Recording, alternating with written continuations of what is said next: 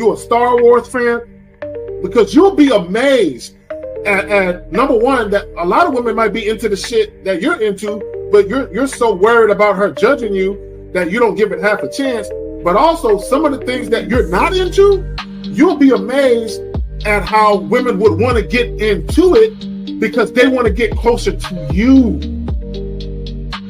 A lot of times they say shit like, "Oh, I'm free on weekends," or I'm usually free on Thursdays," or whatever the hell. So if it makes sense, then I schedule a date. If she really liked you from the get-go, there would be no reward system you would have to look for to do anything for, right? Because it would automatically be there, And I like to do this in conversations sometimes. When you're speaking with somebody and you'll hear a girl say something like, "I'll never do this," or "I don't like this," or "I don't like that." And then you'll notice you'll say, "Nah, I kind of like it. I like it when blah, blah, blah." And she's like, well, yeah, when you say it like that, I like it, and it's just kind of like, yeah, you switched up awfully fast for somebody that just really said they don't like something. And so, there's always been clues out there for fellas to understand, like, yo, if they really like you, they will change their whole political party.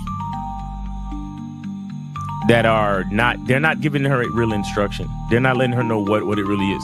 And most dudes don't do it. Most dudes don't say what it is because they're afraid to hear no, or they're afraid to bring up sex too early and all of this and all of that. But the bottom line is this.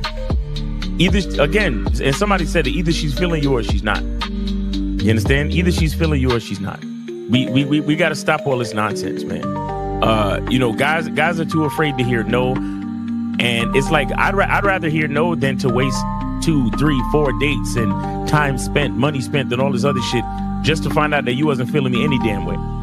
You see what I'm saying? But so with me, first date is cool. If you don't want to do it on the first date, no problem. You could be on your period or whatever it is. There's a lot of things that could be off on the first date, right? It doesn't matter. But second date, you gotta know what it is. For me, I like exclusive vagina to me. And that's because I don't want to catch nothing to have my later years messed up. And I like to stroke without no condom on. It feels great. No. So I like it. So you like to be hugged by the sugar walls? You like to be hugged? Yeah. I like that velvet, plush velvet. The smoothness. So, but even then, Jay Roman, I hear you.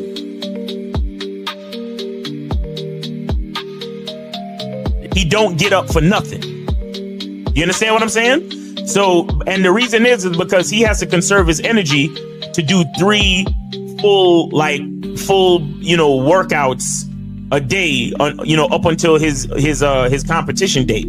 You understand? So when he's in season, he literally just works out as hard as he can. Then he sits on the couch and his wife brings him everything. The only thing she don't do is fucking piss for him, right? So what I'm saying is, it's one thing to have a wife that does it, because you said earlier, these were the words you used. You said a woman who says, "Oh, I rock with this dude, so I don't mind doing this." But see, it's a difference between a woman who doesn't mind and a woman who cheerfully wants to do it. Understand the position of a simp. Make sure you understand the position of a friend zone nigga. Make sure you understand that a man doesn't do anything for nothing. You understand? So run the game, be careful, and do what you got to do. Mm-hmm. And that's the right there, Jay Roman.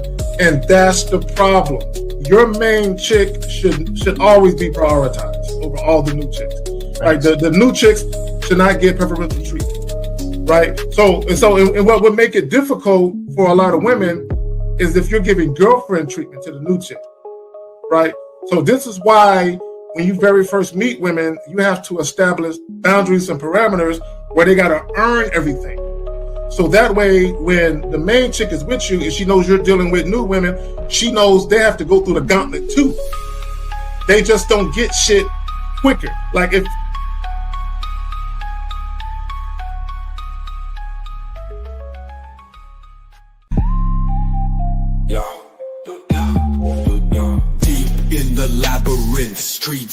the maze. Hosts on the mic, Kerry K set in the blaze. Sagging, Miles Cunham with the game so tight. J. Roman lit the torch, keeping it right. Manhood's the challenge, skill set to master. In a world moving fast, gotta move faster. Trap beat, pounding 808, shake the floor. Guided by the host, wisdom like law. Kerry K drops jewels, the crowd enthralled. Words cut deep, no need for brawls. Miles Cunningham, tactic sharp like a dagger. Navigates the game, makes the haters stagger. Journey to manhood, no easy feat. Lessons from the masters, words concrete. J. Roman with the keys, opens the door. Manhood's the path, gotta crave for more. Manhood's the challenge, skill set to master. In a world moving fast, gotta move faster. Trap beat, pounding 808, shake the floor. Guided by the host, wisdom like law. Yo, what's good? What's good? Now, for those of you who caught the live stream with Lucario and Miles, y'all should already know that Miles is doing his thing with his family. So it's a 99.9% chance that he will not be in attendance. J. Roman, he's just a little tardy, you know what I'm saying? He's already forgiven. May the Lord bless his lateness, right? But I'm here though, you know what I'm saying? So the show must go on, and it will. Dating fluff versus reality. The truth men aren't supposed to know. Now, depending on how much time we have, I may or may not tell a story, right? Now, it's a very long story because it actually involves 5 people. 2 women, myself, and 2 other guys, but it takes place over like a 3-year time span, something like that, right? And I may or may not tell that story, right? I don't know if I should, right? Because it has a lot of moving parts. But if I decide to tell that story, I'm going to show you with that story. Now, if I don't tell it now, I'll probably do a pre-recorded video telling it if I don't tell it now. But just with that story alone, I will show you how women in real time treat men differently based on how they perceive them, right? And I'll just say a little bit about the story. I'll say this. These 2 women were women that I had sexual relations with, but I had sexual relations with them like 2 years apart. So the first chick I knew, she didn't know the second chick. They didn't know each other when I was dealing with the first chick. But a couple years later, they ended up becoming friends. And then they realized that they had me in common. And I ended up running into them later on. And something very interesting happened. And then what ended up happening was there was 2 other guys that I kind of brought into the fold, but they ended up fucking shit up because they ain't had no fucking game. They end up fucking shit up, right? But it's a long story, right? And it covers sexual desire, influence, sexual compatibility, and the power dynamics as far as how women view you. How they view you is how they will treat you, right? And guys don't understand. Guys think, oh, if a woman is the bitch with one guy, she's the bitch with all guys. No, that's not true. That's not true at all. Just like one woman might rob from you, she might rob from you, but she won't rob from me. And in the story, that happened, where some shit happened, and people looking at me like, and I'll just say this. When I hit the girls up, after the incident, I hit them up. And I said, yo, what happened with y'all and the guys I introduced y'all to? And they said this, Kerry, they ain't you. True story. Because I was checking them, because the guy said, man, those girls you introduced us to, man, they was wild, man. They did this, they did that. And those guys didn't even have sex with the chicks. But again, I don't want to tell the whole story because it's long. But my point is, when I checked them about the shit that the guys told me, the girl said, Kerry, they're not you, which is why they fucked me quickly, never did me dirty, but they did those guys dirty, right? So that's all. That story alone will show you that a lot of the shit you guys listen to is bullshit. And it's dating fluff. You're listening to a lot of dating fluff from male content creators and mostly female content creators. It's a lot of dating fluff out there. And we're going to get into that. Dating fluff versus reality. The truth men are not supposed to know. And let me say this. All the shit I talk about, all the shit that the fellas from the Real Game No Theory podcast, we're not supposed to be talking about this shit. I know you guys have heard us say that, but a lot of the shit we talk about, I promise you, there are women who hear this and they do not want us saying some of the shit that we say because you're not supposed to know. Here's the reality of it. Okay. And hold on. Let me see. I'm just going to say this. And this is going to hurt some feelings, but this is the truth, right? If you strip away all the society bullshit, all of the status and fame and all of that are society constructs. If you strip away society constructs, this is how the dating game really works. It's really this simple. The most sexually desirable men and women will win, one way or the other. Now, when we talk about winning, that's all subjective to each individual person. But the most sexually desirable, regardless of financial status, regardless of any of that, the most sexually desirable men and women will have their way, period. If you are not amongst the most sexually desirable men or women, everybody else got a part to play, and you might not like the part you have to play.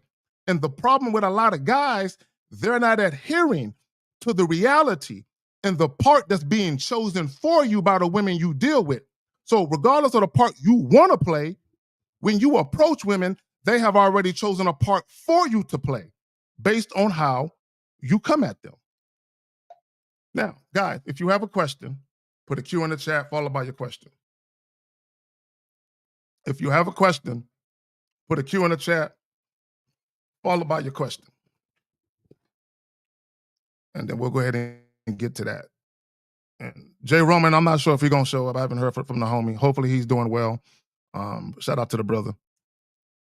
But Miles, no, he more than likely he won't be here, and salute to him as well.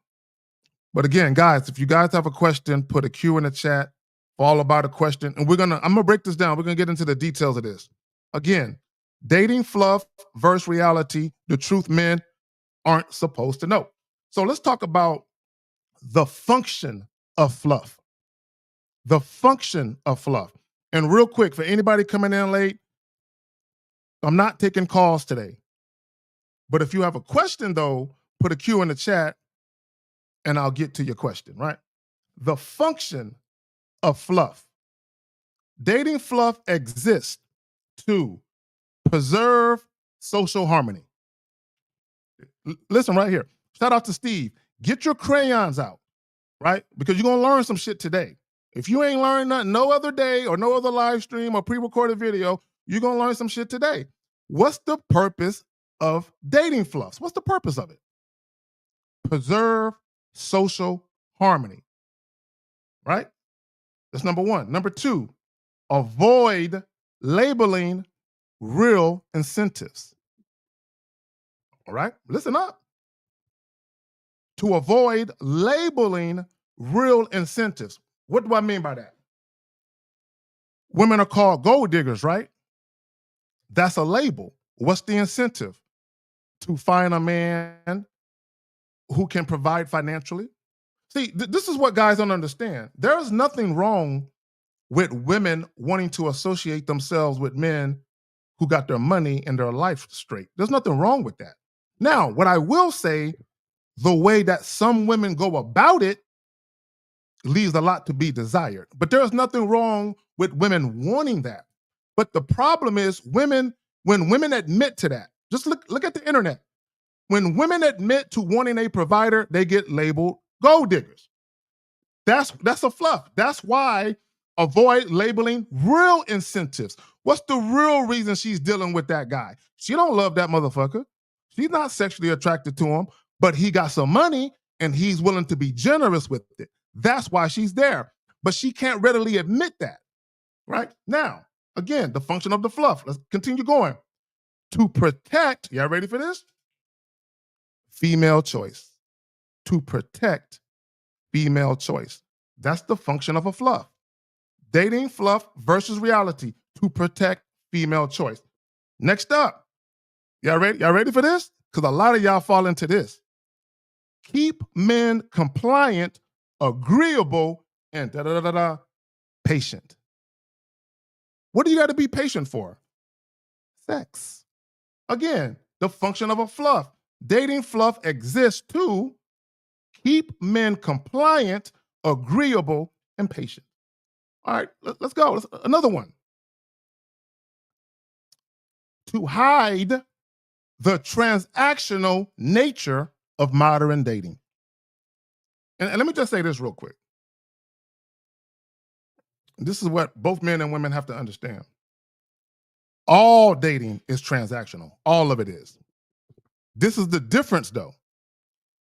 Is it financially transactional? Or is it sex appeal?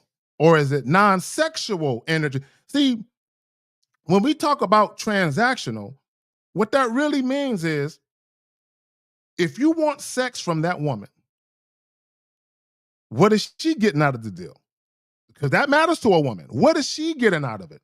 So if you're the type of guy where you want to engage in casual sex encounters, if women are not sexually attracted to you, if women don't believe they're going to get a great sexual experience with you, they're not going to have sex with you without you providing something else. That's not going to happen, right? And that's the reality of dating for most guys. This is why passport bros exist. This is why tricks exist. This is why guys that are willing to take women out on multiple dates exist. For that reason, right? Now, again, function of a fluff.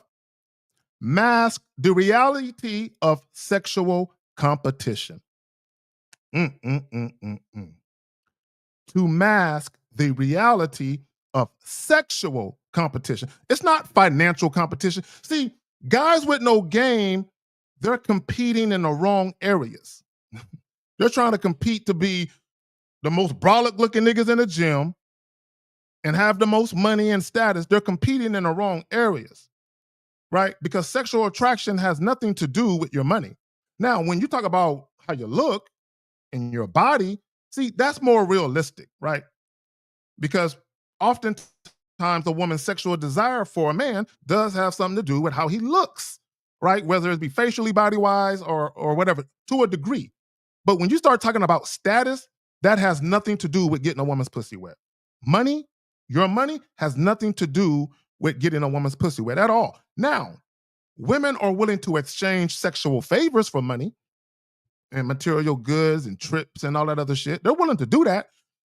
But to think that you're going to get a woman horny because you got money, nah, bro. Right? So let's keep going. The function of a fluff. Reward, here we go. Emotional labor rather than actual value. Reward emotional labor rather than actual value. So what that means is this. If a woman is attempting to withhold sex from you while getting you to date her, she is choosing to neglect your real value. And instead, she is telling you, because I don't sexually desire you, your value to me is non-sexual access. So, with your little thirsty for pussy ass, if you do the shit that I tell you to do, you go get the STD test I tell you to get. And for the individual, you know who that's for. That's a shot at you. That's the shot at you. Guys, let me just say this real quick. If you're trying to have casual sex with a woman and she tells you you need an STD test first, and you run to the clinic the very next day to get one, she knows you're not the guy. You don't never do no shit like that. You never do no shit like that. And let me just tell you this. Any woman, if you're trying to engage in casual sex and a woman tells you to get an STD test, she don't want to fuck you. I'm telling you. I don't want to hear no shit about, oh, she's real careful. No, she does not want to fuck you. Period. Right? It would be completely different if you guys were dating and you guys were having protected sex, and then you wanted to take the condom off after y'all been fucking for a while with a condom, and then she told you, no, you need a test first. See, that makes sense. But for a woman to tell you to go do that just for some casual sex, she doesn't want to fuck you, bro. She don't. Y'all gotta, man, look. And y'all fall for the bullshit, bro. All right, so anyway, let me just say this. Again, when we talk about the function of a fluff, here's the point I want to make with that. Right there. Right there. All of these societal things, societal dating norms, social conditioning, all of it, it's not designed to help you win. It's designed to help you behave. It's designed, and I'm gonna hurt some feelings. And I'm gonna tell the truth. This is for all you guys listening, because this is for y'all. When we talk about dating fluffs, it's not designed to help you win, it's designed to help you behave. All the men who aren't sexually desirable, they're talking about y'all. They're talking about the incels. They're talking about those type of guys, the invisible guys. They're saying, hey, while the rest of the guys are fucking and having it their way, we need the rest of these guys that are hating on women and hating on the guys that are fucking, we need them motherfuckers to behave. We need them to not crash out behind the reality of what's really going on. So the dating fluff is really to say, hey, everybody that's getting it, shut up. Guys, don't be talking about this shit. That's why we shouldn't be talking about it, because a lot of times when we talk about the shit that we talk about, it really makes guys mad at us. And that's the reality of what we talk about. A lot of the guys that are haters, they hate on the shit that we talking about because they're like, fuck them. I'm out here struggling. They're talking about sex is easy, and they're talking about it like it's easy. So the dating fluffs is for y'all to be cool. Don't crash out. Don't be out here on no, what's that, Elliot Roger or whatever his fucking name was, on that kind of shit. That's what this shit is for. It's really for that. Like I said, we shouldn't be talking about this shit.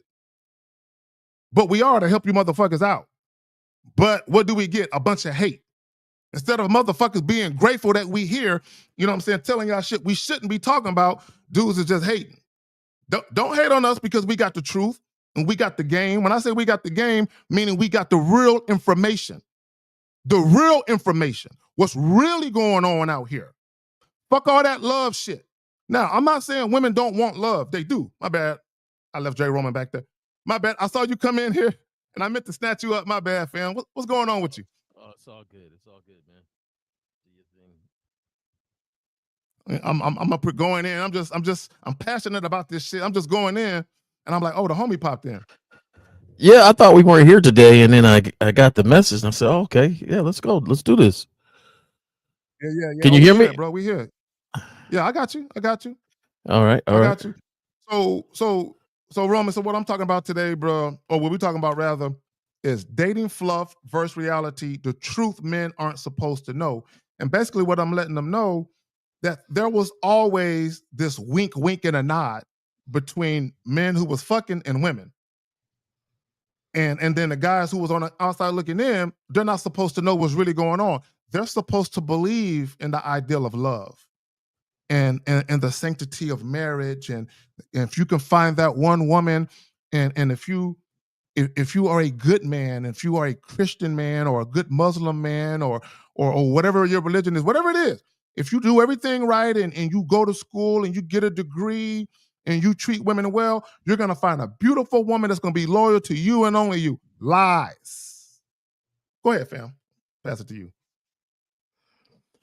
I'm just trying to get my mic set. This is all torn down before I popped it all Oh, up but and go got it ready for today's show. well, But am I well, am I take your okay? time. Am I too Take loud? Am your I too time. low? Somebody said I'm too Yeah, you low. good. Am I too You loud? good. Okay. You All right. Well, good. let me know.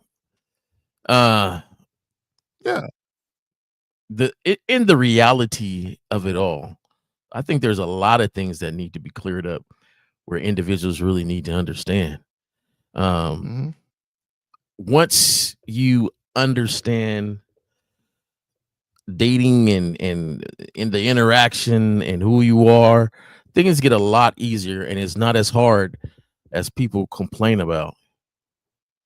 Okay, you are too loud and too low, Jim. I don't know what that means now.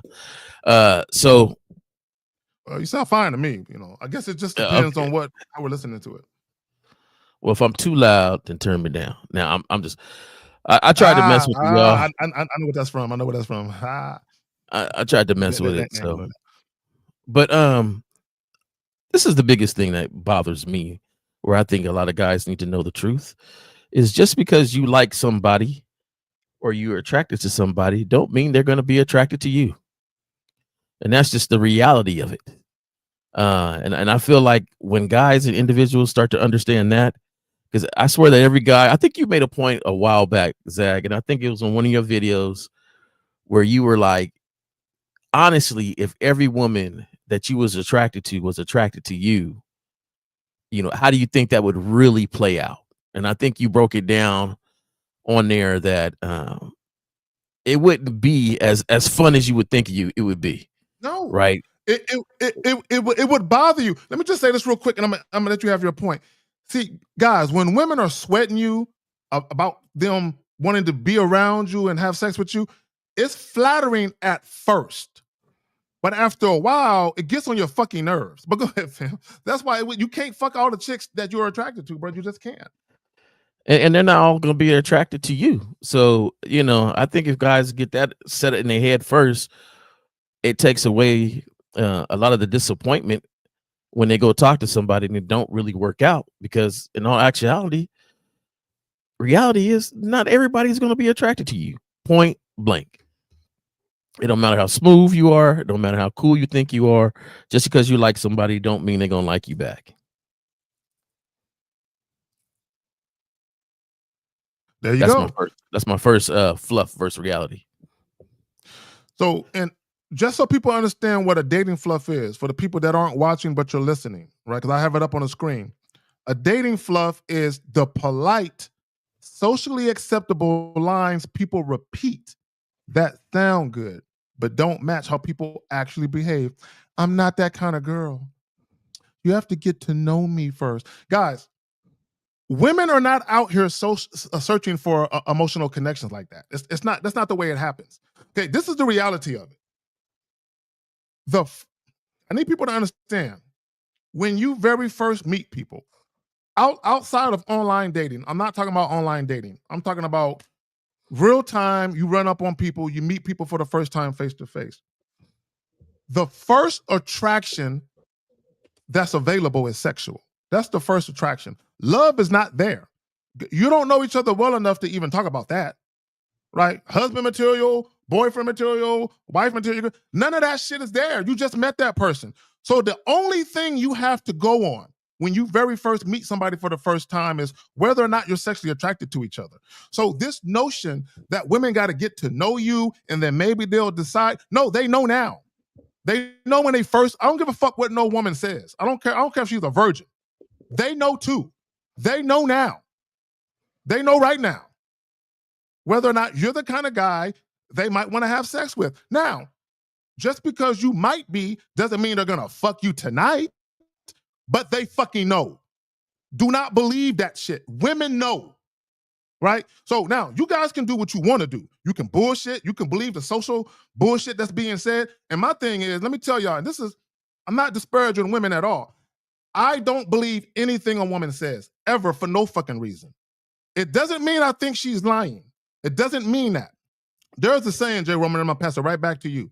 There is a saying that I live my life by. And this is when I deal with anybody, man or a woman, or even family members.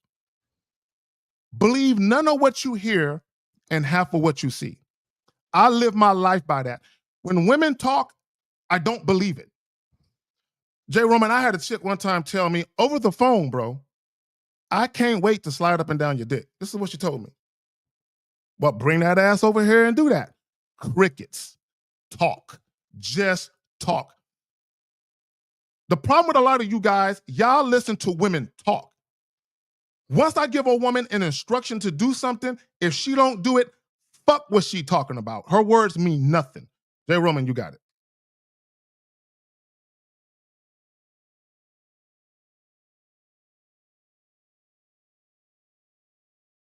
Oh, well, okay, so he's fixing that.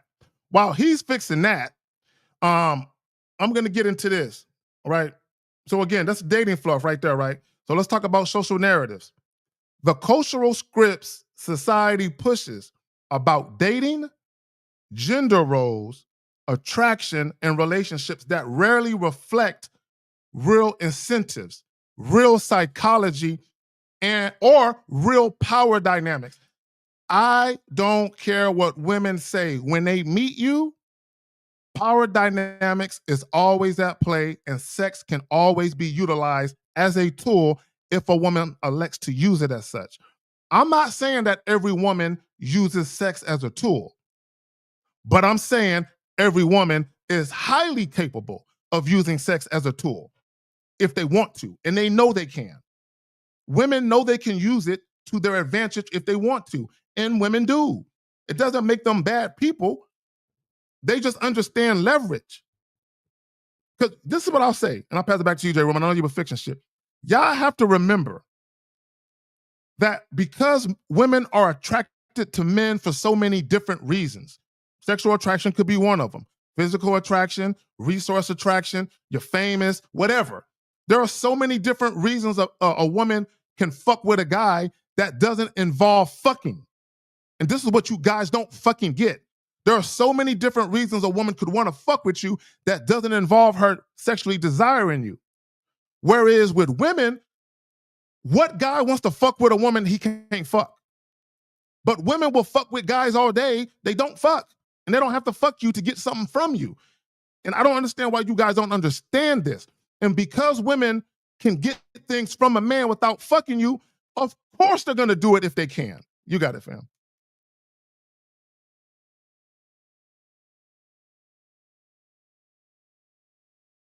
You good?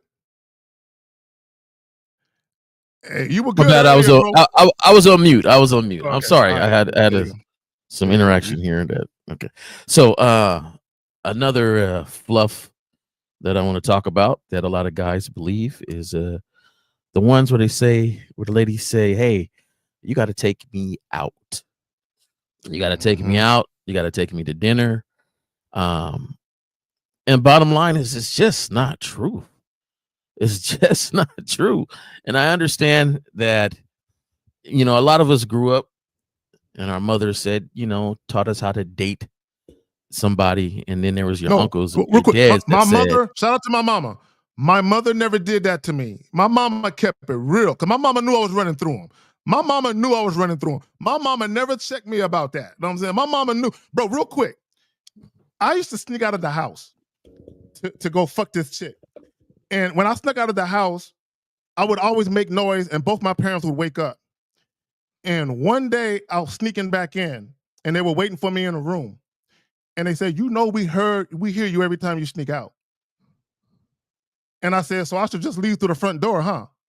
And they let me leave through the front door to go fuck this chick in the middle of the night when I was in high school, dog. Because I would sneak out and they would let me. You know what I'm saying? Because they realized he gonna do what he want to do. But go ahead, you got it. No. See, my mom was a little different, but in general, most mothers they teach their sons to be treated how they want it to be treated or want it to. It's a whole fluff thing, right? It continues on where your dad didn't get your mom like that, but now she's trying to teach you on how you need to treat a woman to get her like that, even though your pops didn't really get your mom like that.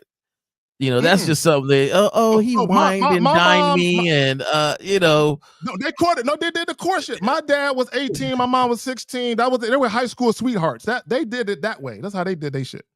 Well, high school is different, man. High school is a totally different thing. But either way, from my experience, and a lot of people I know, you ain't got to take him out like that.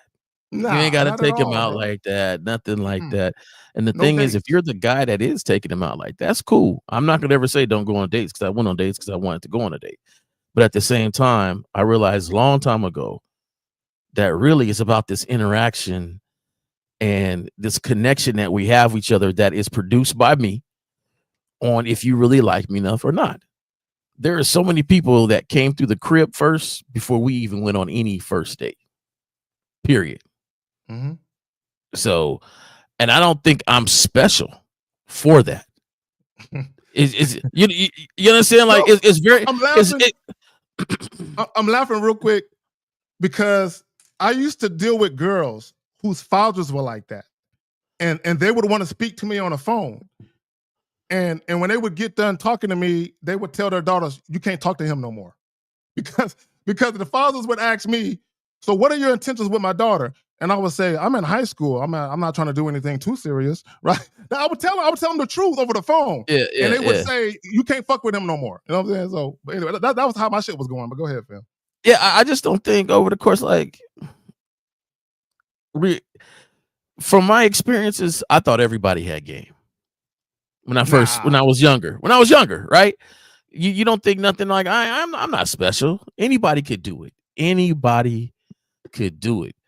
But you just have to do you in a manner in which you're not influenced by her. And I say it, and it's an easy thing to say, but in all actuality, I don't think I'm special for having her come over. I just think she liked me. Right? There you go. Whatever I was doing is she liked me. And the ones that didn't want to come over, you don't like me.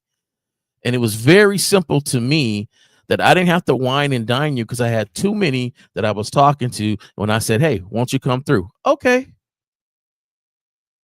Yeah. On your way here, there's this thing called a grocery store, and I want you to go there, and I'm gonna pick up some items and come this way.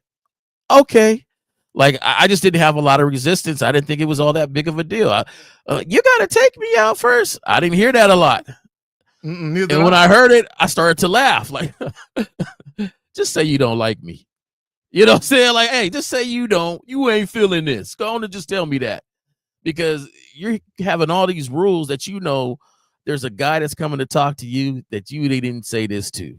Your last dude came through and you said, "Okay, I'll just go." So, Jay, you know what?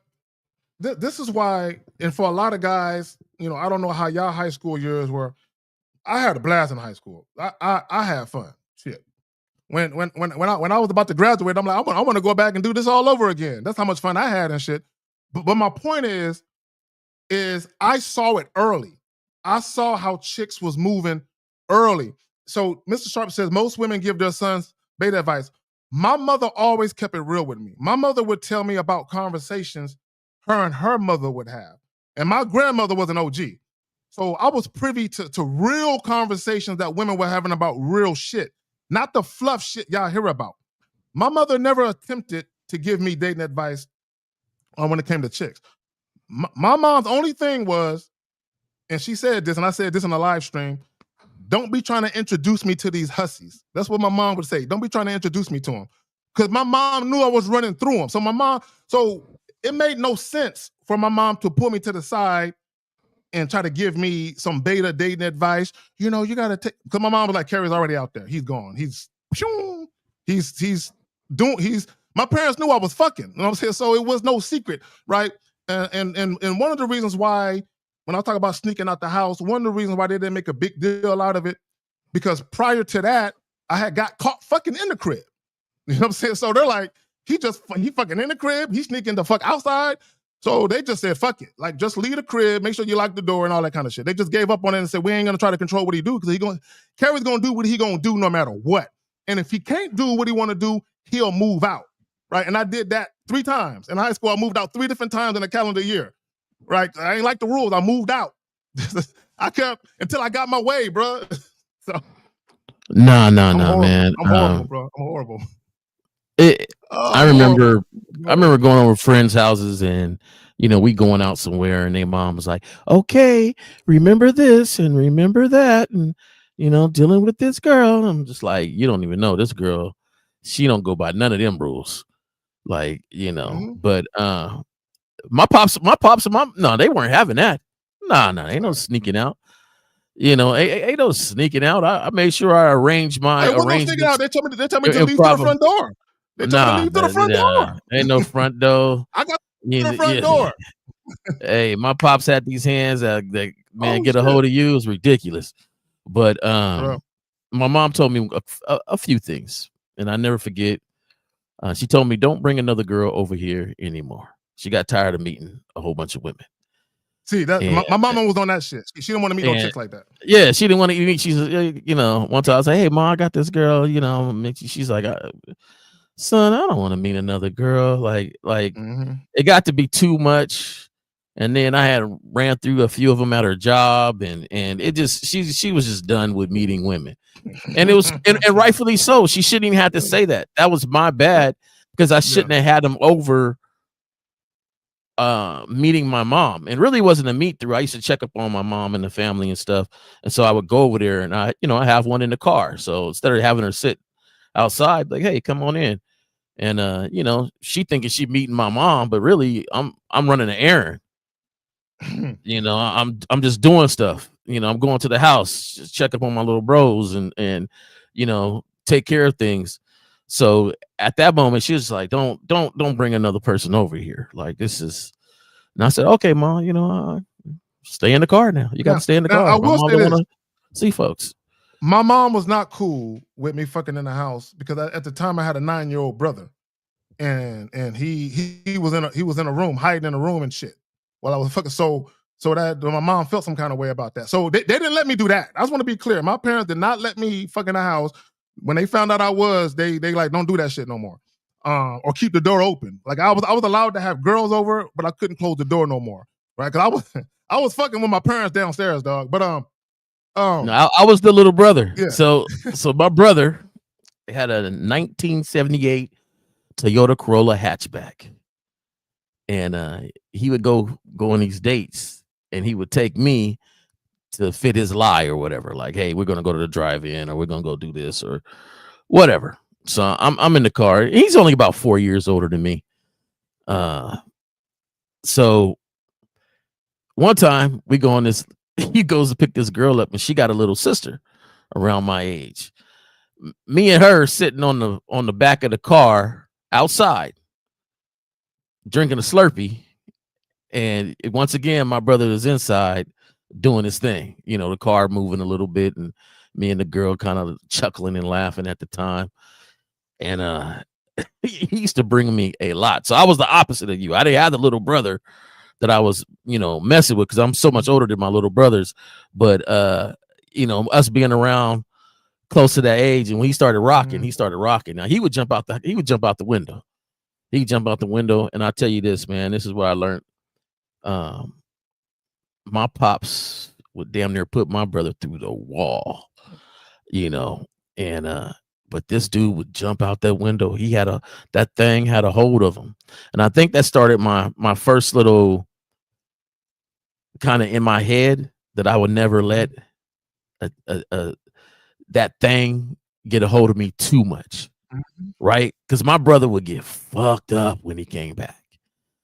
But he would do it again and again and again. No, I'm serious. Like he would. Again, one time I lied and said I opened the window because I was really, really hot and stuff like that. But really, I was, I opened it up because I wanted my brother to be able to come back in because my parents are smart. They come and shut that window and put that little screw so you couldn't open it up. They knew he was out there. Yeah. So they knew. So, I tried to do what I could to save my bro, but he didn't give a fuck. But I didn't equate it to him and his attitude of don't give it. I just equated to the fact that he was so addicted to doing it because there's this girl across the street. She used to look like Janet Jackson. That wasn't I wasn't addicted to the sex. That wasn't the reason. Right, but I thought, like, dude, why are you getting fucked up? Like, you getting fucked up when you get back home. And you guys know I don't curse a lot, but I know he was getting fucked up. I mean, he would come in, lay in the bed, Vaseline. You know, I'm talking about the old school messed up. Well, see, now that's addicted. Now, if your father is putting the hands of God on him and he's still going out there for that, then he's addicted to the pussy. Yeah, that's a problem. And I used to look at him, and you know, you have your relationships with your brother, how you kind of look at your older brothers and you like, you don't scrutinize, but you observe, right? Yeah. Everything they kind of go through, how they do things, and you say, nah, I ain't gonna do that. And I remember sitting in that bed. And I was like, dog, Pops just said, don't be sneaking out the window. Like he knows what's going down. The neighbor across the street planted rose bushes underneath her window. Like, so, y'all caught. So the girl's parents, everybody knew. Yeah, like y'all caught. Like, what are you doing? Like, you gotta find a better way to make this happen. Nope. Still did it. And at that moment, I was like, you know what? I ain't gonna never be addicted like that. Like, that's ridiculous, man. You getting it. My thing was, and the reason why I started carrying on like I was with this nigga, because I had moved out. Like in the summertime, right before school started, when I was 17, before I turned 18, I had moved out already because a friend of mine had an apartment. So I moved out. I moved over there where he was. So I had freedom. So what ended up happening was he lost his job.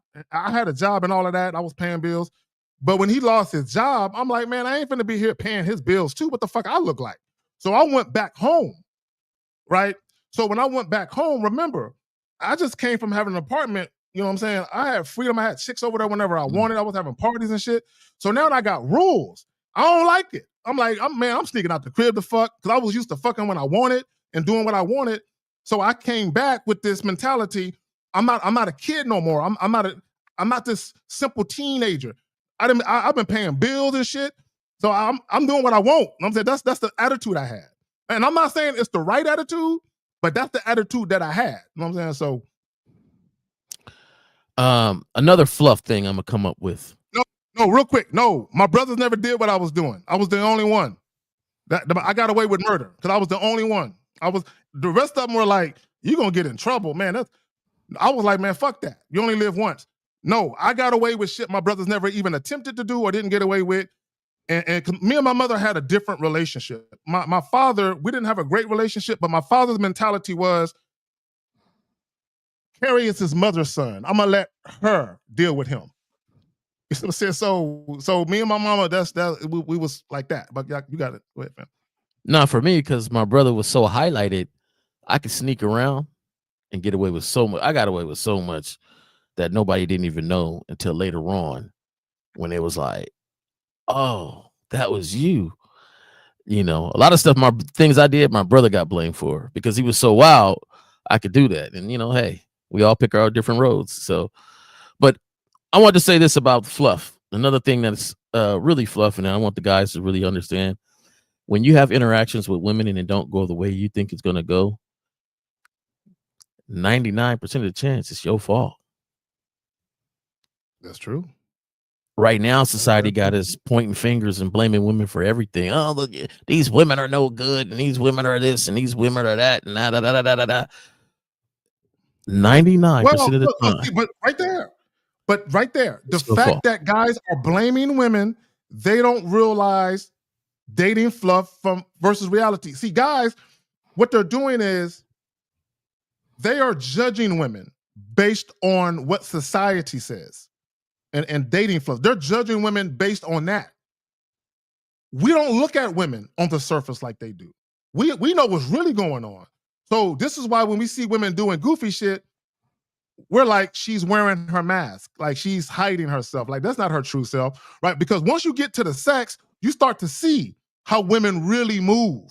Like really, really move. Once you get to the sex, especially when it's a woman who desires you sexually and she wants you, like bad.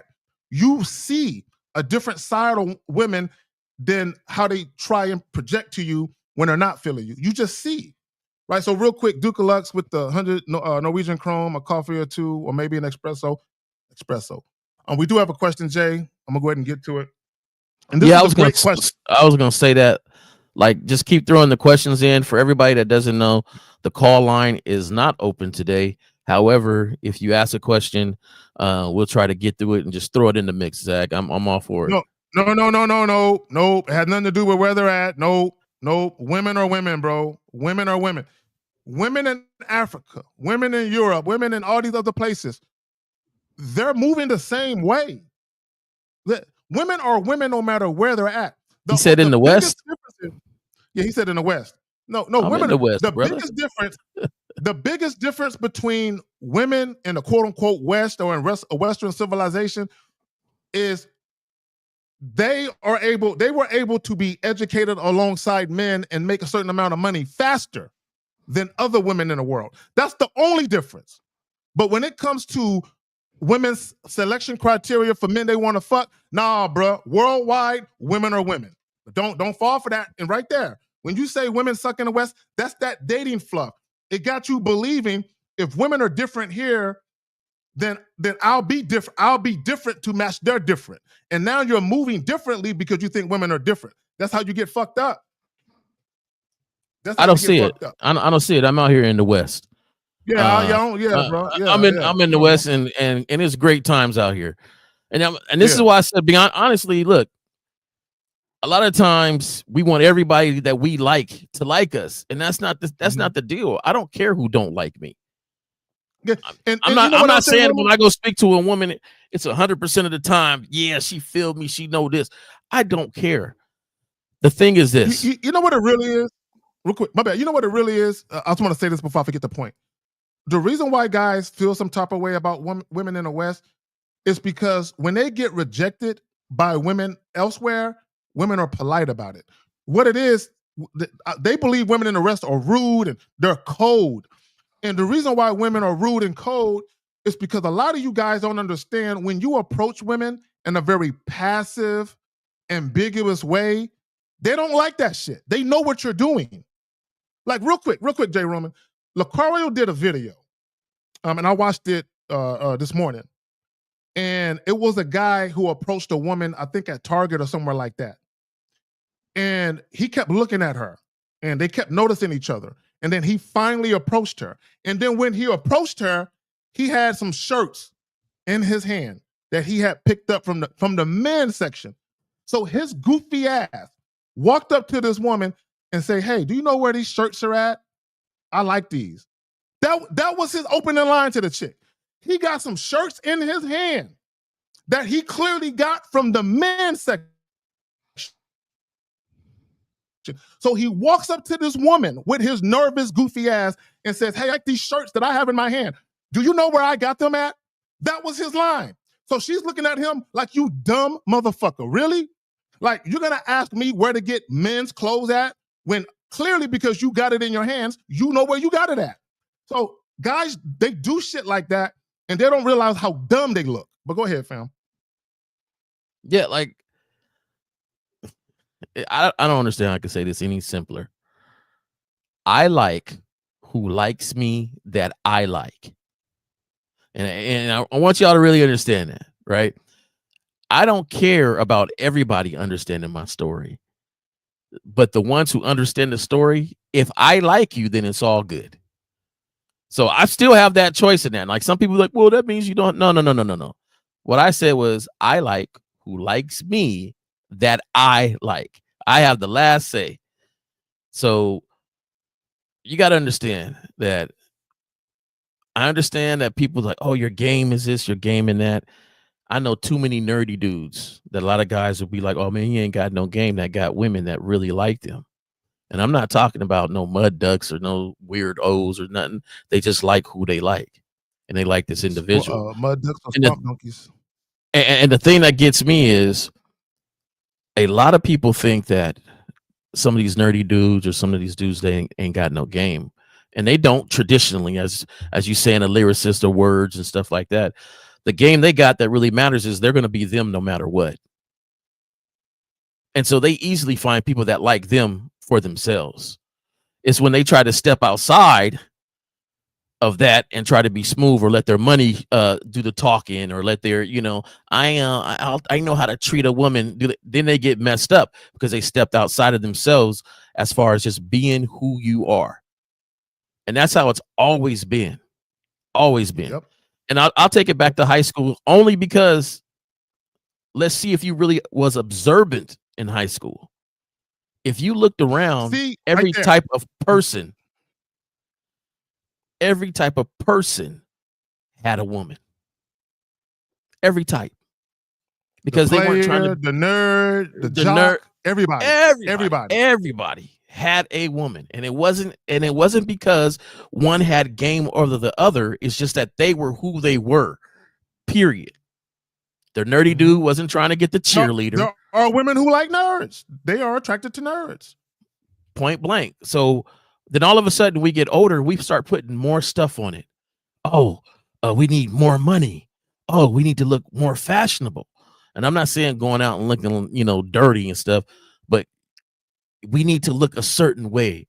We need to be a certain way to get this woman, to get that woman. And it's just not true. That's all fluff. There you go. So let's get to the homie's question, because I think this is a great question. So we're going to break it down. So he says, if dating is transactional, then how can you sustain desire in a long-term relationship? The key to sustaining desire in a long-term relationship is consistency. Now, when we think about consistency, whatever you were doing for that woman to be attracted to you, you have to continue doing, period. If you start to slip or do anything different, that's going to fuck up the dynamic.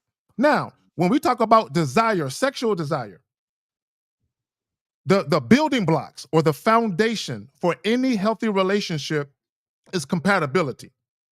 So that means if you meet a woman that you are sexually attracted to and she is trying to make you wait for sex, you are instantly incompatible. You're not compatible with her. If you're compatible with a woman that you want to have sex with, she will not make you wait for sex. She won't. So the mere fact that women are trying to make you wait, what she is telling you with that action is, I don't desire you enough sexually, or maybe even at all, to have sex with you right now unless you do other shit. But guys, you guys deal with women you're not compatible with. And you think, she's virtuous. That's why she's making me wait. She's a good girl. She has boundaries and standards. No, she's not sexually attracted to you. It's that simple. Go ahead, J. Roman. When you hit me with that, she's just not sexual. The thing is, we don't like to hear that, right? Guys don't like to hear that, especially when they look a certain way. They work out and do all this other stuff. What you mean she ain't attracted to this? And I understand it, because we have to have that tough shell, like, hey, what I'm saying, I am who I am. But somebody don't like you, and it's all right. Like, so what? Move on. But I don't like the way he formed this question. If dating is transactional, then how can you sustain desires in a long-term relationship? One, I don't think dating is transactional. Yeah, it is. No, I'm gonna tell you why. I'm gonna tell you why dating is transactional. Yeah. Go ahead. Go, I'll finish your point. I'll go finish your point. Because my thing is, if I want to go on a date, it doesn't really matter. Like, I'm not expecting nothing from that date. I'm going out because I want to go out, and I want to have company when I go out. And that's that. So that's the transaction right there. My dick for your pussy. That's the transaction. Well, sometimes I don't. That's why I say. Yeah. Well, I don't. I got enough of that. I don't need the person that I go out with that. I go out with people I enjoy having fun with. And I'm talking about if people are mutually attracted to each other sexually, that would be the transaction. The reason why they're dealing with each other is for that simple reason. She wants your dick, you want her pussy. That's an even thing. That's I ain't paying for that. That's what I'm saying. Even exchange is no robbery. Yeah. Right. Yeah. I'm not paying, but when you say transaction, it's like a payment, right? Like, we could do that no matter what. Yeah, but if you think about transactional, it's a give or take. What are you getting? What is she getting from it? Because both people got to get something from the interaction. It might not be financial, but both people have to get something or give something to get something in the interaction. It's just for most guys, they're transacting with their time and their resources. But go ahead, fam. I hear what you're saying. Maybe I categorize it a little different because we can agree to disagree. I wouldn't have nobody around me, you know, that if I had to take out to get that, then I ain't doing that. So me with somebody, we've already established who we are and what we do. So going out is nothing. The fact that I want to go somewhere and do this, because I say no a lot of times on things I don't want to do. Like I don't want to do that. So this has nothing to do with, a quid pro quo sort of thing. If we getting down, we getting down. If we not, we don't. So, but anyway, I didn't like, if you could go back to the question, because I didn't like the transactional part of that. Oh shit! For dating, I might have deleted that. I thought we was done with it. Okay. I might have deleted it. Hold on. No, keep talking. I'll see if I can find it. I might still have it. I just deleted it from the well. Okay, so my thing is, dating is totally different than a long-term relationship. Those are two different, separate things. Because in a long-term relationship, that means you have established, what you're doing. You're established, your direction, and that person is agreeing to that direction. Is agreeing to that. It wouldn't be a transaction. It would be, the interaction that you guys have together. And Zag was right. Consistency, a direction. I personally think you need more game when you with somebody long term than somebody short, because you need more game to be in a relationship. Yes, there's so much stuff that you have to do yourself, and then also maintain that. Because I'm not going to sit here and lie. We all know, I don't care who you next to, whoever you next to a lot influences you. They do influence you. So you have to stay more steadfast in who you are and be consistent with that. And then at the same time, now you're responsible, because you're in this long-term relationship, and that manhood stuff kicks in, and you're responsible to protect and provide and do all this other stuff to the person that's joined you in your direction. Well, but also you got to remember, in long-term relationships, real life is happening. People are going through deaths. People are going through maybe job changes. There are things happening. And not only that, if you're in a relationship for years, you're going to be maturing, hopefully, growing and evolving. So both people are going to be evolving and maturing at their own paces, but also you still got this relationship you got to tend to. So if one person is outgrowing the other, meaning they're maturing faster and evolving their way of thinking faster, it's going to be hard to maintain a relationship. People think, this is what people think. They think that love is the tie that binds. Oh, all I got to do is fall in love and everything will be okay. The reality of it, love is not enough. And here's another reality that women won't talk about. Women know for a fact that in many cases, it's unlikely to get everything that they want from one man. They know this. So what some women might do is get into a monogamous relationship with one guy because all the non-sexual shit is being cared for, and then be creeping with another guy. And I'm not saying all women creep, but what I'm saying is, in many cases, there aren't too many guys where they are a one-stop shop guy. Most guys aren't that guy, where you are a one-stop shop where women damn near feel like they get everything they need from you. No, most women have to deal with multiple men to get everything that they want. Guys, here's the thing. Okay, now I'll pass it right back to you, Jay Roman. I'm going to talk about sex for just a moment.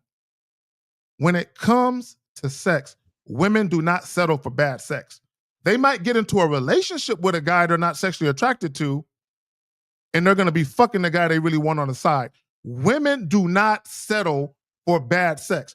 Now, if a woman has like a hysterectomy, or she's going through menopause, and maybe her sex drive is all fucked up, and she don't really care about sex, for her it might be different.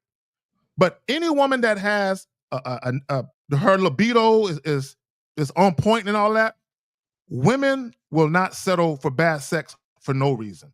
They're going to get it one way or another. When it comes to good sex, they're going to get it one way or another, be it in a relationship or outside of one. They will get it. If you remember that, all of this in love shit, I'm going to be her special. Stop thinking about that shit. Get that Disney fantasy love shit out your head. Real quick, Jay Roman. There was a chick on a Facebook post, and they were talking about that shit, about being in love and all of this. And a chick literally said, us women love our imaginations. Let us have our imaginations. And imaginations are dangerous if unchecked. Because when women have their little fantasy Disney imaginations about love, they're going to project that bullshit onto you. And they're going to hit you with that, I need you to love my love. I need you to learn my love language, and I need a man to love me correctly. That's their imagination at work.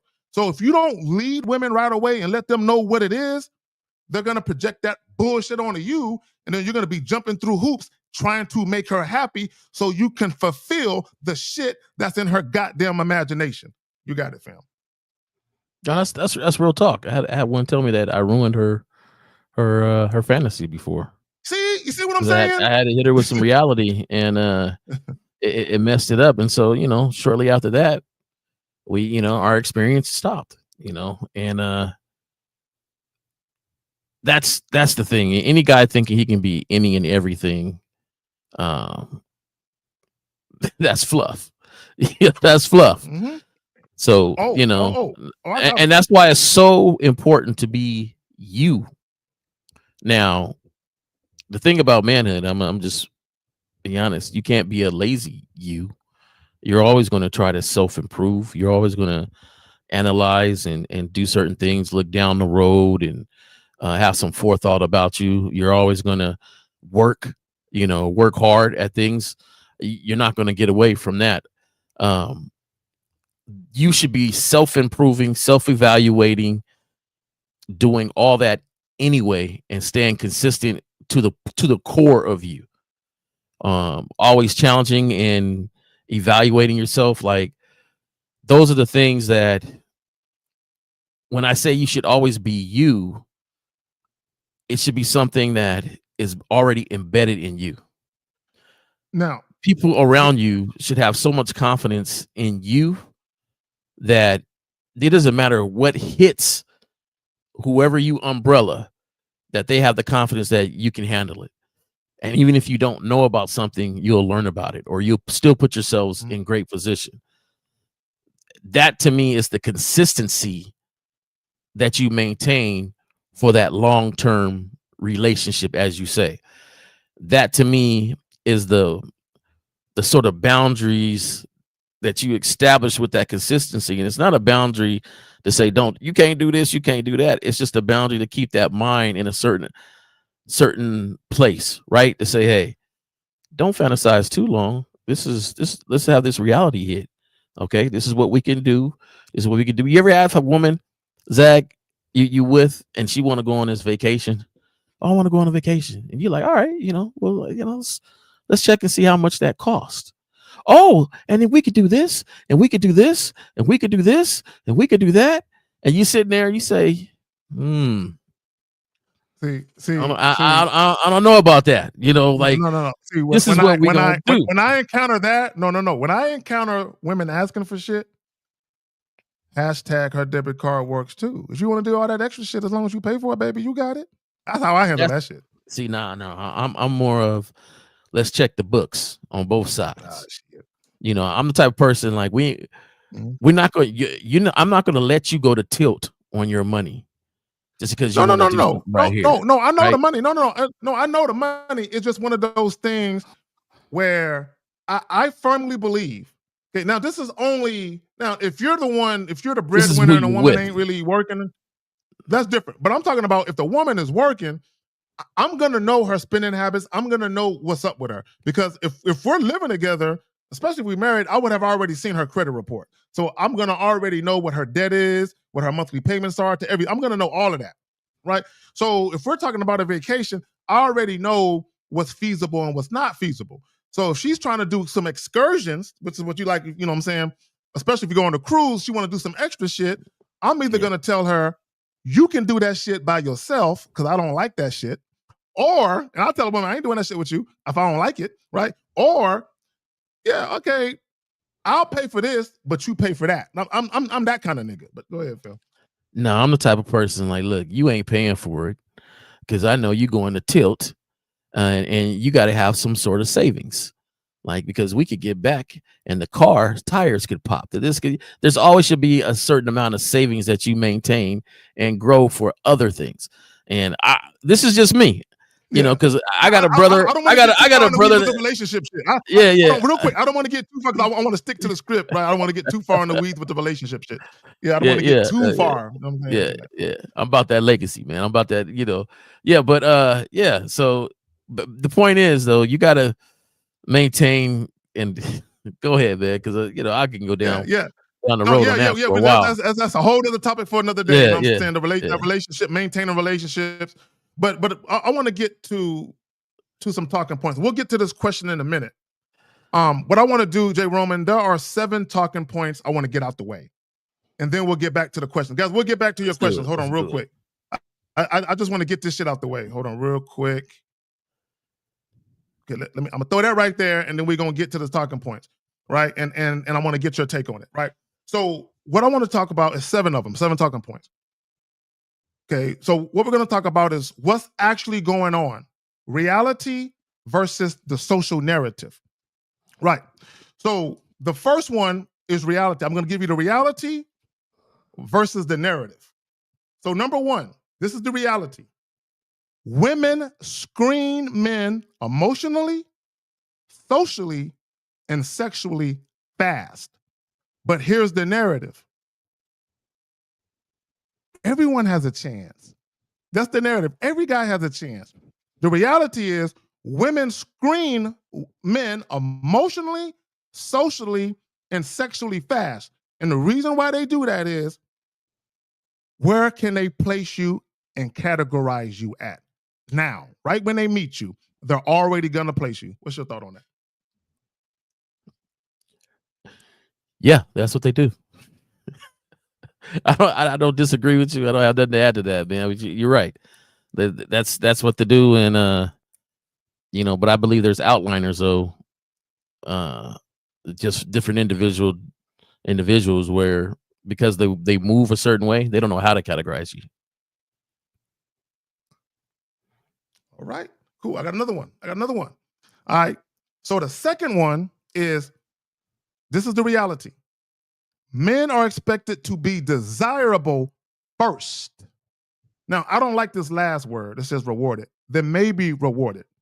But the reality of it is, if you're not sexually desirable, you're going to have trouble, right? So basically what they're saying is, if you're not sexually desirable, then you'll get sex, right? But here's the narrative. The narrative says love is unconditional. If you can just find a woman to love you, everything will be all right. But the real truth is, are you sexually desirable, though? That's the truth. Before you can even get to a woman loving you, do women actually want to fuck you? That matters. What's your stance on that, Phil?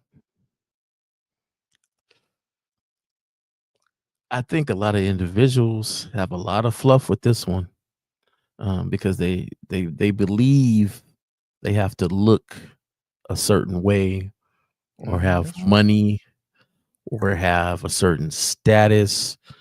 A lot of things cloud this one, which has a lot of individuals being upset when they don't get what they thought they should have got because they work so hard to be sexually desired in their eyes.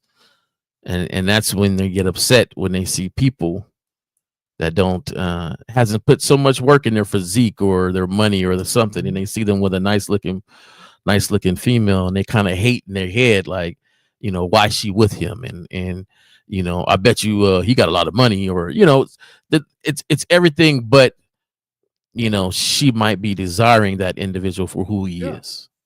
Yeah, there you go. And the third one, okay, this is the reality. and I alluded to this earlier, women want different things from different men. But the narrative says she just wants a good guy. And the reality of it is, and all women know this to be inherently true, they know it's impossible to get everything they want from one man. And that's a fact. What's your take on that, Phil? Oh, 100% agree. I agree with that. And for men, I think that should say, don't worry about that. Be who you are. Yeah. Like you There you can't, go, dive down into that narrative like, oh, does she want me for this? Does she want me for that? Does she want me? Like, who cares? This is who I am. And that's why you got to move the way you move, and that erases that whole thought line right there.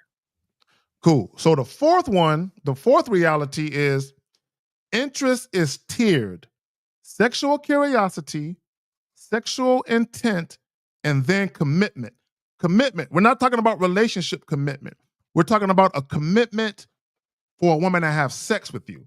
Now, again, this is the reality.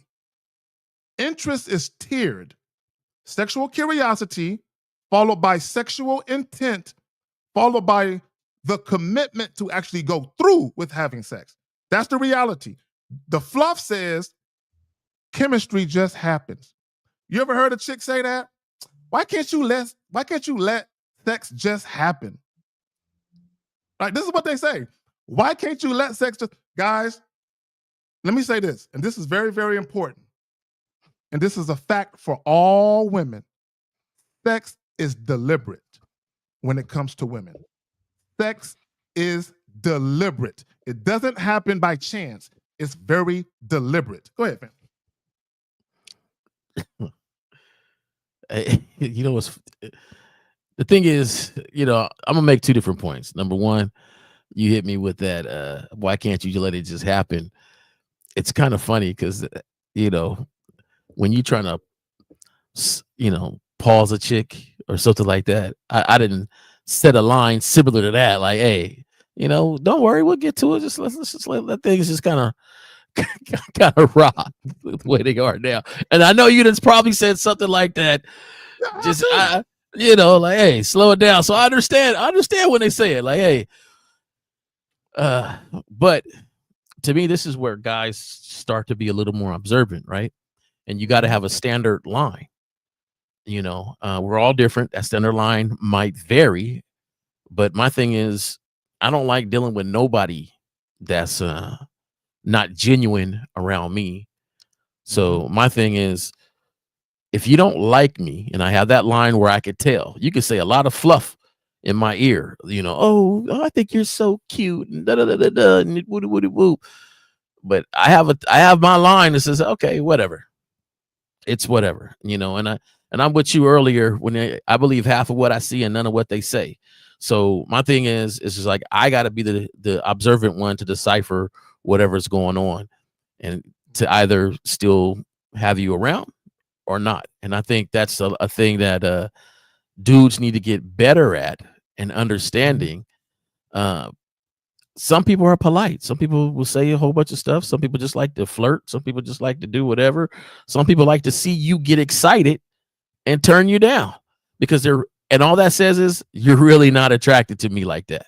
So, have your line and stick to it, fellas. Yeah, and let me say this. The main reason why I say sex is deliberate. Do you think women don't want to make sure their coochies are shaved exactly how they like, that their legs are shaved exactly how they like, that everything is smelling exactly how they like? Before a woman is going to have sex with a man that she's feeling, she's going to make sure everything is on point. Sex is very deliberate. And in a woman's mind, it's planned. Even if a woman is having sex with a man that she just met, she is planning it while she's talking to him. I'm going to do this, I'm going to do that, I'm going to do that. She's planning it. Like, he can get it tonight.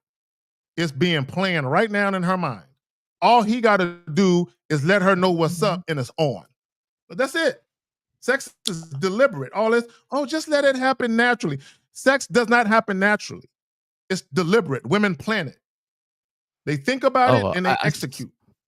I seen them take they Come on, period. I mean, I seen them take their pills differently to make sure they had their period on a different day to make sure it because they happened want on to the get day some they dick. seen you. Yes. On the day they seen you. Yes. Yeah, They make sure like, that sex oh, is if gonna I happen. take this here and don't Yes. take it there, Yes. I know my period is going to Yes. come here and I'll be all good. Women Go don't there. play, bro. Women and here's the thing. Two things. If a woman is extremely sexually attracted to you, she is like, I gotta give him this pussy before he get away. She don't want you to slip away. But also, if she's already had sex with you and you fucking the shit out of her, she's like, I need that again, and she's gonna plan all week for your arrival in her bed. She's gonna plan for it. Come on, I'm man.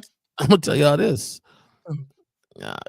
A woman can think you are the best in bed and have sex with you multiple times and not even like you.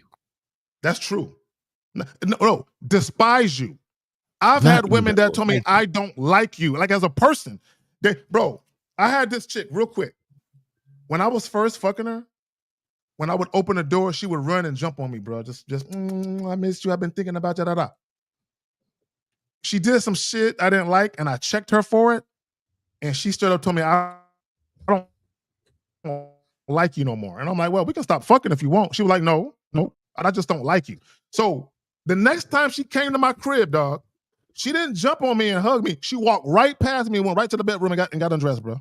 Because she's like, I don't want to jump on. I don't want to show you affection no more. I don't like you no more. And I'm like, and she thought that was going to make me feel some type of way. And I'm like, this is even better. This works out even better. That you're not showing me no affection. I'm just dicking you down and you hopping right up and leaving. This is even better because now I don't have to worry about your emotions ever creeping into this shit. So she did me a favor by acting like that. But my point is, to your point, a woman can dislike you, and if you fucking her right, she still wants to fuck you. But go ahead, Phil. You know that line I give you? You don't know how to act right. Then why are you still here? Why are you still? Exactly. And I'll tell the chick, okay, so if you don't want to fuck no more, we can stop right now. And Jay Roman, in the back of my mind, I'm like, she ain't gonna want to stop. She gonna want because you already know how she's acting. Like she's just in her feelings right now. But she's still gonna want to keep this shit going. I just need her to get her mind right though, and that's the key. Real quick, for you guys that have these casual sex encounters with women, if you want it to be drama free, you have to make sure her emotions stay away as much as possible. Keep them emotions away. Once a woman's emotions come to the party, everything gets fucked up. Juliana, you know I'm right. Once a woman's emotions come to the dance, now there's three of y'all. It was just you and a chick at first. Her emotions is like a separate entity. It's like a whole nother person, right? So now you got three motherfuckers to contend with. So unless you're ready to date her seriously, do what you can to keep her emotions way the fuck over there. Leave out all that non-sexual shit. Isn't it funny how you get to a point where you know what to do and what to say to have a woman quit you? Oh yeah, I know exactly. So, I know exactly what to do. And so you start doing it just like, you know, and they're like, I don't want to. You don't want to be mean. You don't want to tell her, I'm done fucking you. Like I'm done. Like that's hard to tell a woman, I'm done fucking you. Those words, I'm done. Like I'm done. I'm bored now. I'm done. It was good. You don't want to tell her like no that. more. Yeah. So you, all I know is when they go away, make her walk away. Yeah, all I know when they go away, you do the Dion dance in your head. Like, got rid of one. Got rid of her. You know, room for the next. But they know about that. Room for the next. Getting rid of a chick that still wants to fuck you, but you're bored of fucking her. Like I gotta get rid of her. I'm tired of fucking her. Gotta go. So you do the Dion dance in your head and everything. So let me get back to the joint, and then we'll get to these questions, and we'll round this up. So again, we're talking about reality versus the narrative that a lot of you guys fall for, right? The next one, this is the reality. Sexual access equals leverage. Sexual access equals leverage. What does that mean? That means women figure it out at a young age, probably in high school for many of them, maybe college or that age. Women figured out pretty young that they can control men with sex. They figured it out, right? And some of them figured it out on accident, Jay Roman. Let me tell you how they figured it out on accident. There was a guy who wanted to hit, and they say, I don't do that. No, we got a date. And then when a guy started to wait and do shit for her non-sexually, she was like, huh, all I gotta do is tell guys that. Then she met another guy, Jay Roman, and the guy tried to fuck, and she said, we gotta wait. And then he did the same thing. So she's like, wait a minute. All I gotta do is give these guys the impression that I'm a good girl, and they'll do shit for me anyway. And all women know this. 100% of the women walking around, even if they are virgins, they all know this. You guys act like you don't, but women know this. Go ahead, fam. You got it. My bad. Oh, real quick. My bad. I want to finish it out, and then I'll pass it to you. Sexual access equals leverage, meaning women understand if a man wants sexual access to them, they can use it as leverage. But the narrative pretends sex isn't a power dynamic. You got it, fam. I'm really trying to think back to myself because, you know, I too was affected by that thing one day. And it's so phony though, right? Because a guy will know, man, this is some BS. But then he'll say, all right, okay, and he'll make whatever excuse in his head to let this rock and ride, to drown it out to sea. Now, my thing that always bugs me is how many times you would do that before you learn like this is some real BS, right? How many times did it take you to do that? And be honest, like people that's listening in and stuff like that, this doesn't happen to you fellas. How many times did you fall for the okie doke where she's like, oh, you gotta, before we do this, I'm not like that. We gotta wait. We gotta wait. You gotta take me out one time. We haven't really spent no real quality time with each other. Like, what is this? Like, how many times did you say, you're right, I'll do that. You're right, I'll date you. Put some numbers up. For me, it wasn't too often. I think this might have happened 2 times in my life when I was younger, and I realized, oh, this is some bullshit. Bullshit. I did that one time in high school. There was this chick that I ended up taking to the prom. I dealt with a couple of virgins in high school, but the first chick who told me she was a virgin, and she was, I found out later on, obviously. But I remember. Now, she lived on the other side of town. She didn't go to my high school. She went to an all-girls private school. So I didn't really see her like that. But it took me months, bro. It took me months, you know what I'm saying, before I took her to prom and all that, but I'm saying, but she was my girlfriend though, right? She was a chick. I was really interested in dating her, right? I wasn't just doing it to get the pussy. I was really interested in fucking with her. But after that situation, right? After it took me so long, that was the last time. And then the next chick that I met who told me she was a virgin, I told her straight up, I said, no, we fucking. Like, no, we ain't. And I told her we're not doing no dates. We're not doing any of that. And sure enough, and this is how I know, when guys think that when women are virgins, oh, she's saving it for something special and all of that. And it's not to say that some women aren't, but some women are not virgins because they're being virtuous, right? They're virgins because they haven't found any guy they want to fuck yet, right? So when I met the chick, I said, yo, we fucking. We ain't doing nothing else. And sure enough, 2 weeks later, no dates, none of that shit. She snuck out the crib, we fucking, right? But I told her straight up, I'm not doing all of that shit because I did it before and I didn't like it. I didn't like all of that non-sexual time. I didn't like it. I don't like the way it feels. I'm like, I like fucking. That's more appetizing to me. All that other shit, we can do that shit after the fucking if I like you enough. But just to do it, to be doing it, I don't like that shit. I don't like that non-sexual shit, bro. Not at all. If I ain't fucking.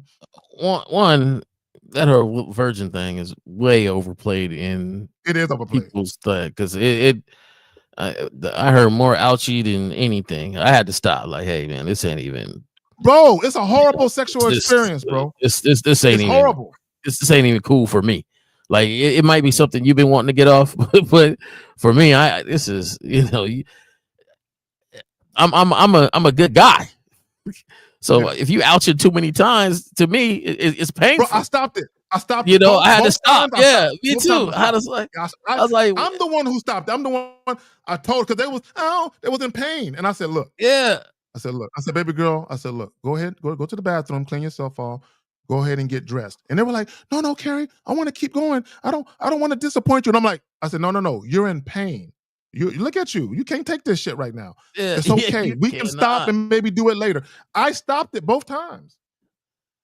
Yeah, it was just this like, nah. But the 2 times that I, okay, I gotta wait for it. Okay, you're so. One time it was later on, and I'm like playing the game now, right? Where you like, hey, I got so many, I could, whatever, I could wait. Like I could wait as long as you want to wait because I got enough people that. Well, both situations. Initially, I ain't waiting on you to get some. Like I might be waiting for you for this, but I'm getting some. So from somewhere else. Yeah, both situations with chicks. I had other chicks I was dealing with. So yeah, but like even at the end of it, the 2 versions, I was dealing with them at the same time. So I had other chicks I was dealing with outside of them 2 even. Because real quick, I'm gonna tell you why I didn't like dating girls at my school, bro. I didn't like dating girls at my high school because I wasn't with all of that holding hands, walking chicks to class. Right? At first I was. And then I realized it was fucking my shit up with other chicks. Like other chicks was interested, but because they thought I was serious about this girl, because I'm walking this chick to her class, holding her hand and all of that. So there's chicks that are curious about me, but because they think me and her are an item, I'm missing out on opportunities.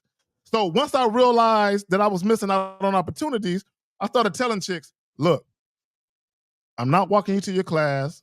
I'm not going to be kissing you and holding you. Why, Carrie? I was like, I can't do that.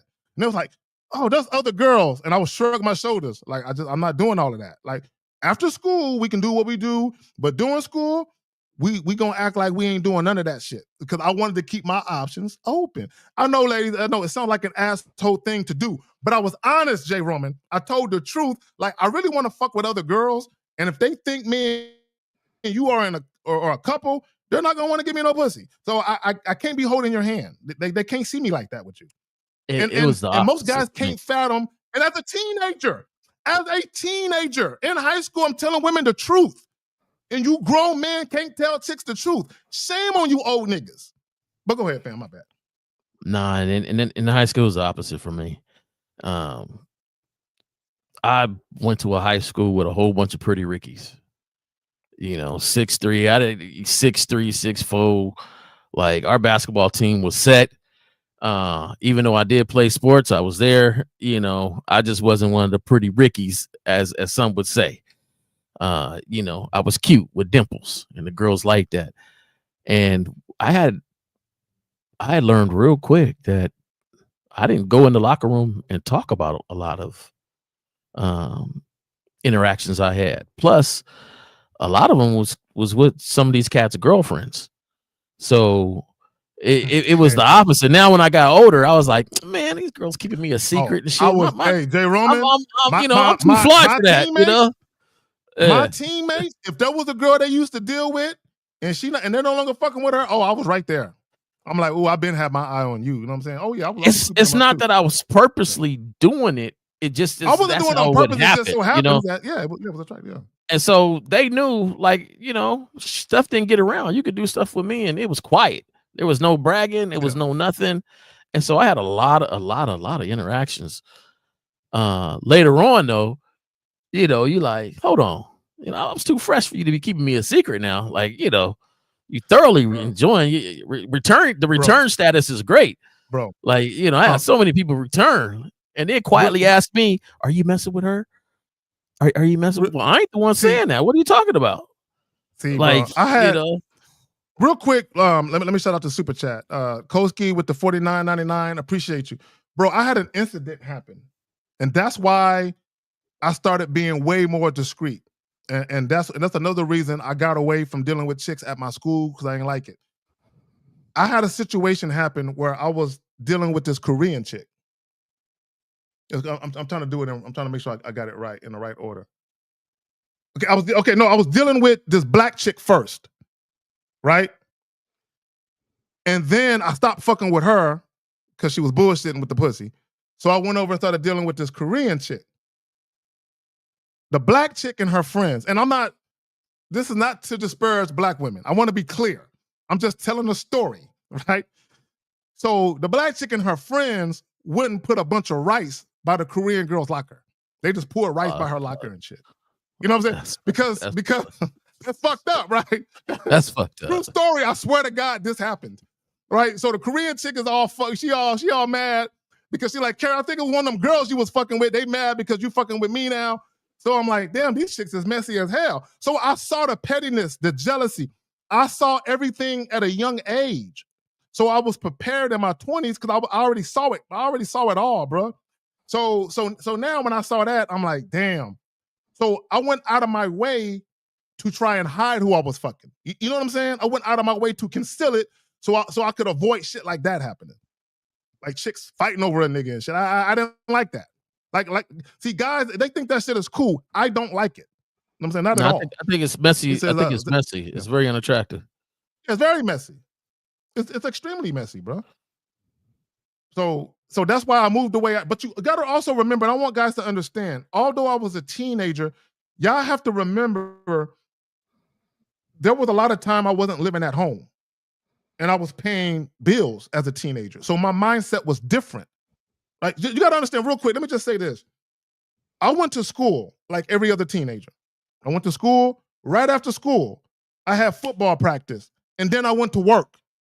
During track season, went to school, track practice. Right after track practice, went to work. And I still found time to fuck chicks. And because I was working, doing sports, and I'm a student, I don't have time to date. But I got time to fuck late at night. Right after I get off work at 11 o'clock, come to the crib. So that's how I was doing it. So to me, it was literally a lifestyle thing where chicks was coming through to the crib and I'm fucking now, right? So all that date shit that you guys do, fortunate and lucky for me, I didn't have to go through all of that. Yeah, I think, honestly, everybody, you should look back at your experiences and learn from them. The worst thing is to go through something and don't learn from it on how to be better in any sort of way. I had the privilege, some might say, oh, that's kind of messed up, but I had the privilege of pretty much being in two different regions, being in Detroit and then being in California, and some stops in between in different cities and stuff to meet different people, to see how things kind of operate in different ways and stuff like that. That was a experience that taught me different things. Whatever experience you have in high school, in your life, out of high school up till now, you should be learning from it and being better, and not think about what other people are saying, what society says about this. What do you think about it? What do you think about it? You've seen your partner go on these dates, and he does lavish dates, and sometimes they turn out and sometimes they don't the way he wants to, but they often turn out probably more not like he wants to, but he keeps doing it. So if you look at that, how should you operate and move? What do you learn from that? Like for me, results, don't mistake execution for results, right? There's a lot of guys that, they just get it. They get it not because they can get it because of their looks, or they get it because of their money. And they would say, I'm successful, dog. Like, look, I'm successful. But yet they have to keep repeating because it doesn't last. It's not really something that they're attracted to after a while. And so he's always complaining about the chicks, but at the same time, hey, he gets everything happens, but you can't really mistake the execution for the results. You have to be about yourself a certain way. And that's the thing. I learned a lot from my experiences, and I enjoyed my high school experience. I'm gonna keep it funky though. I later on in my 20s, I enjoyed it immensely, especially my last 2 years in high school. Later on in my 20s, when a lot of the ladies is like, "Yo, what's up?" And I realized, like, y'all was keeping me in secret in high school. That's some messed up stuff. Y'all was too fresh. You know what I'm saying? I'm too fresh. I'm walking out in the daylight. I'm all sneaking around and stuff. Did a lot of sneaking around. real quick, let me just address what Juliana said. Because she said, Zach, women want what other women have. Seeing a man in a relationship often makes our desire for him stronger. So Juliana, this is what was happening to me, right? Rumors were going around about me because you got to remember, not too many guys in high school have an apartment. So rumors was going around about what Carrie was doing in that apartment. So my things, the rumors were sexual rumors, Juliana. See, I was cool with the sexual rumors because the sexual rumors was getting me some attention that I liked. So I don't need them thinking I'm in a relationship though. I don't need that. You know what I'm saying? If I'm getting action on the sexual rumors, that works out because that means I can keep everything sexual. Oh, you heard the rumors come through. You know what I'm saying? See for yourself kind of shit, right? So I'm able to control shit, right? And let me just say this about control. It's not about controlling women. You cannot control another human being. It's about controlling your environment and the dynamics. So in high school, real quick, and I'll pass it right back to you, Jay Roman. I know I'm not going to date any of these women seriously, ever, past high school. I know I'm not. So it makes no sense for me to get heavily emotionally invested in these women or to allow them to get too emotionally invested in me either. Because, chick, this is going to end sooner or later. It's an expiration date on our time together, right? So for me, it was all about making sure every woman knew this is what it is. It ain't nothing else. I'm never taking you to the movies. We're not going to be at the mall in the food court chilling. We're not going to be talking on the phone and late at night. None of that shit, right? And I had to make it clear because I'm going to keep it real. I was fucking a lot, bro. So I had, and again, I'm working, doing sports, and I'm a student. So I don't have time for that shit. You got it, fam. I'm going to be honest, man. It's hard to compete with a dude that got an apartment and I'm over here like, hey, let's go to the dugout. And hey, let's I told my family. I told my family. If niggas wanted to fuck, I would charge niggas money. You know what I'm saying? I was renting the apartment out so niggas could fuck, bro. And I was charging them a fee. Oh yeah. Partners had basements and all sorts of stuff. You know, here I am saying, hey, I'm gonna do some schoolwork afterwards, talk to the teacher to get some extra credit. So I tell her I got 1 hour. 1 hour. Let's go. So yeah, cats with apartments back in the day when they was in high school, you know, they was cool. Some of them was cool. Some of them was cool. But you know, hey, look, real quick. Guys don't understand the freedom. When you as a teenager, when you have a crib, and here's the funny thing, we were struggling like a motherfucker, right? It wasn't like we was living on Easy Street and niggas is driving nice cars. No, we were struggling. But when you have your own crib, you don't look at it that way. You look at it as I got my own spot. I don't got no parents telling me what to do. I can do what I want. I can have people. I can drink if I want. I can do whatever I want in my crib. I can do what I want. And when you have that freedom, I began to despise authority, bro. I couldn't do it. Which is funny because I joined the military, right? Because I needed authority and because I needed discipline in my life, right? That's why the main reason why I joined the military, because I lacked discipline and I needed it, right? But so I did that on purpose to put myself on that track. But my point is, I never like rules. I don't like authority. I don't like motherfuckers telling me what to do. I don't like it. You know what I'm saying? I just don't. Was the military your suggestion? Was the military your suggestion? Me. Yeah, me. I joined the military because, you said what? Nah, I want to.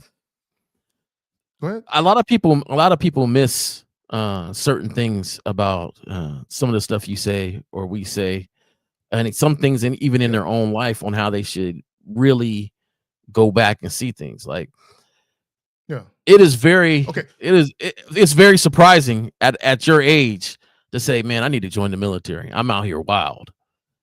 Yeah. Right. But that's something you said, which leads more to your character on your position on saying, hey, this is how I was. This is what I was doing. But I even had self-reflection back then to say, you know what? I got to find something that's going to ground me a little bit to have me understand differently what life is about. And I think when you look at a situation, you hear somebody talk about something like in high school or something in their life or something like that, there's a lot of stuff behind that people don't realize is just the mentality that people have to self-improve, to get better, and to learn from experience. Like, I'm quite sure, oh yeah, I was going through a whole bunch of chicks. That's cool, but I had my own apartment. I was working. I was doing track. I was doing this. So you're not talking really about just the experience that you was having, but actually the mentality that you had where you said, I need to do and move and become something that I want to look at in the mirror for myself. And so it's a lot to work, to play football, to, say, like, that's a lot. Like, I've been there with 3 different jobs and still trying to maintain and still trying to put people, where I can have a little fun. Grades too. Keep your grades up by doing all that. Oh, bro, it was hard, bro. But I did it because I wanted to, and I didn't want the rules. So I'm like, I sacrificed to be free. Right, but it's about how the steps you took to know yourself. And that's a lot of things we talk about that we tell people now, that you got to know yourself. You got to make I hate saying square. I mean, you got to know yourself and know who you are, improve yourself, learn from there. So if you learn from those experiences from high school and what we're talking about, it ain't just about the actions. It's about the mentality that was behind them that helped us onto the path of saying, hey, oh, this is who I am, And so now when I deal with a lady now, it ain't like back then. No. It's J. Roman way. You know what I'm saying? So yeah. Well, let me say something about the discipline aspect, because this is what I want guys to understand. I'm graduating high school, right before I graduated, right before my graduation.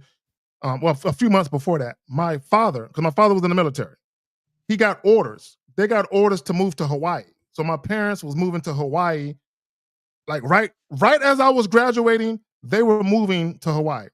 I didn't want to go to Hawaii. I didn't want to live with my parents no more. I'm like, I'm not going. My brothers went, my whole family went. I stayed. I'm like, I'm not going. I'm staying here, right? So because I wasn't doing sports in college, because I remember I'm graduating, I did sports in college. Not in college, in high school. So I had discipline. When I ran track and played football, I had discipline with my coaches doing those sports. But I knew, J. Roman, I was going to lose the discipline. The shit that kept me in check, because when I go to college, I'm not going to be doing sports. I didn't get no scholarships. So I knew, this is what I knew about myself. I knew once I get to college, the first couple of months, I'm going to be quiet. I'm going to do my work. But as soon as I start meeting chicks and getting invited to parties, it's over. I'm going to be fucking and going to parties, and my grades are going to slip. So I knew that about myself. So I said, okay, if I'm going to stay here while everybody else is in Hawaii, I got to figure something out. And going to college wasn't the move, because I was too immature and I wasn't disciplined enough to do that, right? So I said, let me join the military, because I'm fucking with the government. I ain't going to fuck that up. You know what I'm saying? So let me do the military thing, so that way I got a place to sleep at. I got a place to go, 3 hours in a car, I got a place to go, but also I can make money, take care of myself, but also learn a skill that I could use later, right? So I had a plan. It wasn't just, let me join the military. I literally had a plan where I was forecasting 2 or 3 years out. 2 or 3 years from now, I'm trying to put myself in position by doing this. So I'm literally planning because I don't have nobody. I don't have a safety net.